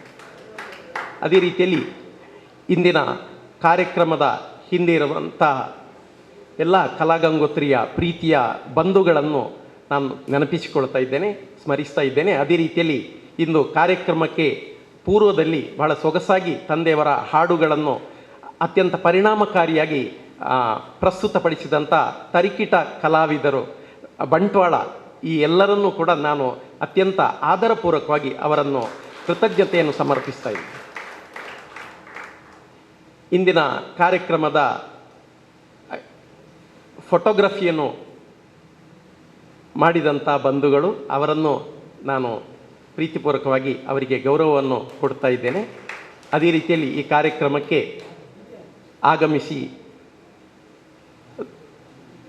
ಈ ಕಾರ್ಯಕ್ರಮವನ್ನು ಅತ್ಯಂತ ಯಶಸ್ವಿಗೊಳಿಸಿದಂಥ ಸಹೃದಯರಾದಂಥ ತಮ್ಮೆಲ್ಲರನ್ನೂ ಕೂಡ ಈ ಸಂದರ್ಭದಲ್ಲಿ ನಾನು ಪ್ರೀತಿಪೂರ್ವಕವಾಗಿ ಗೌರವಾರ್ಪಣೆ ಮಾಡ್ತಾ ಇದ್ದೇನೆ.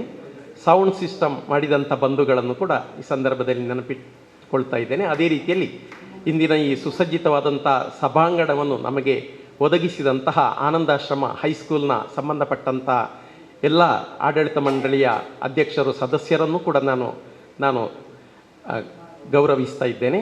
ತಮಗೆಲ್ಲರಿಗೂ ಅತ್ಯಂತ ಆದರಪೂರ್ವಕವಾದಂಥ ನಮಸ್ಕಾರಗಳು.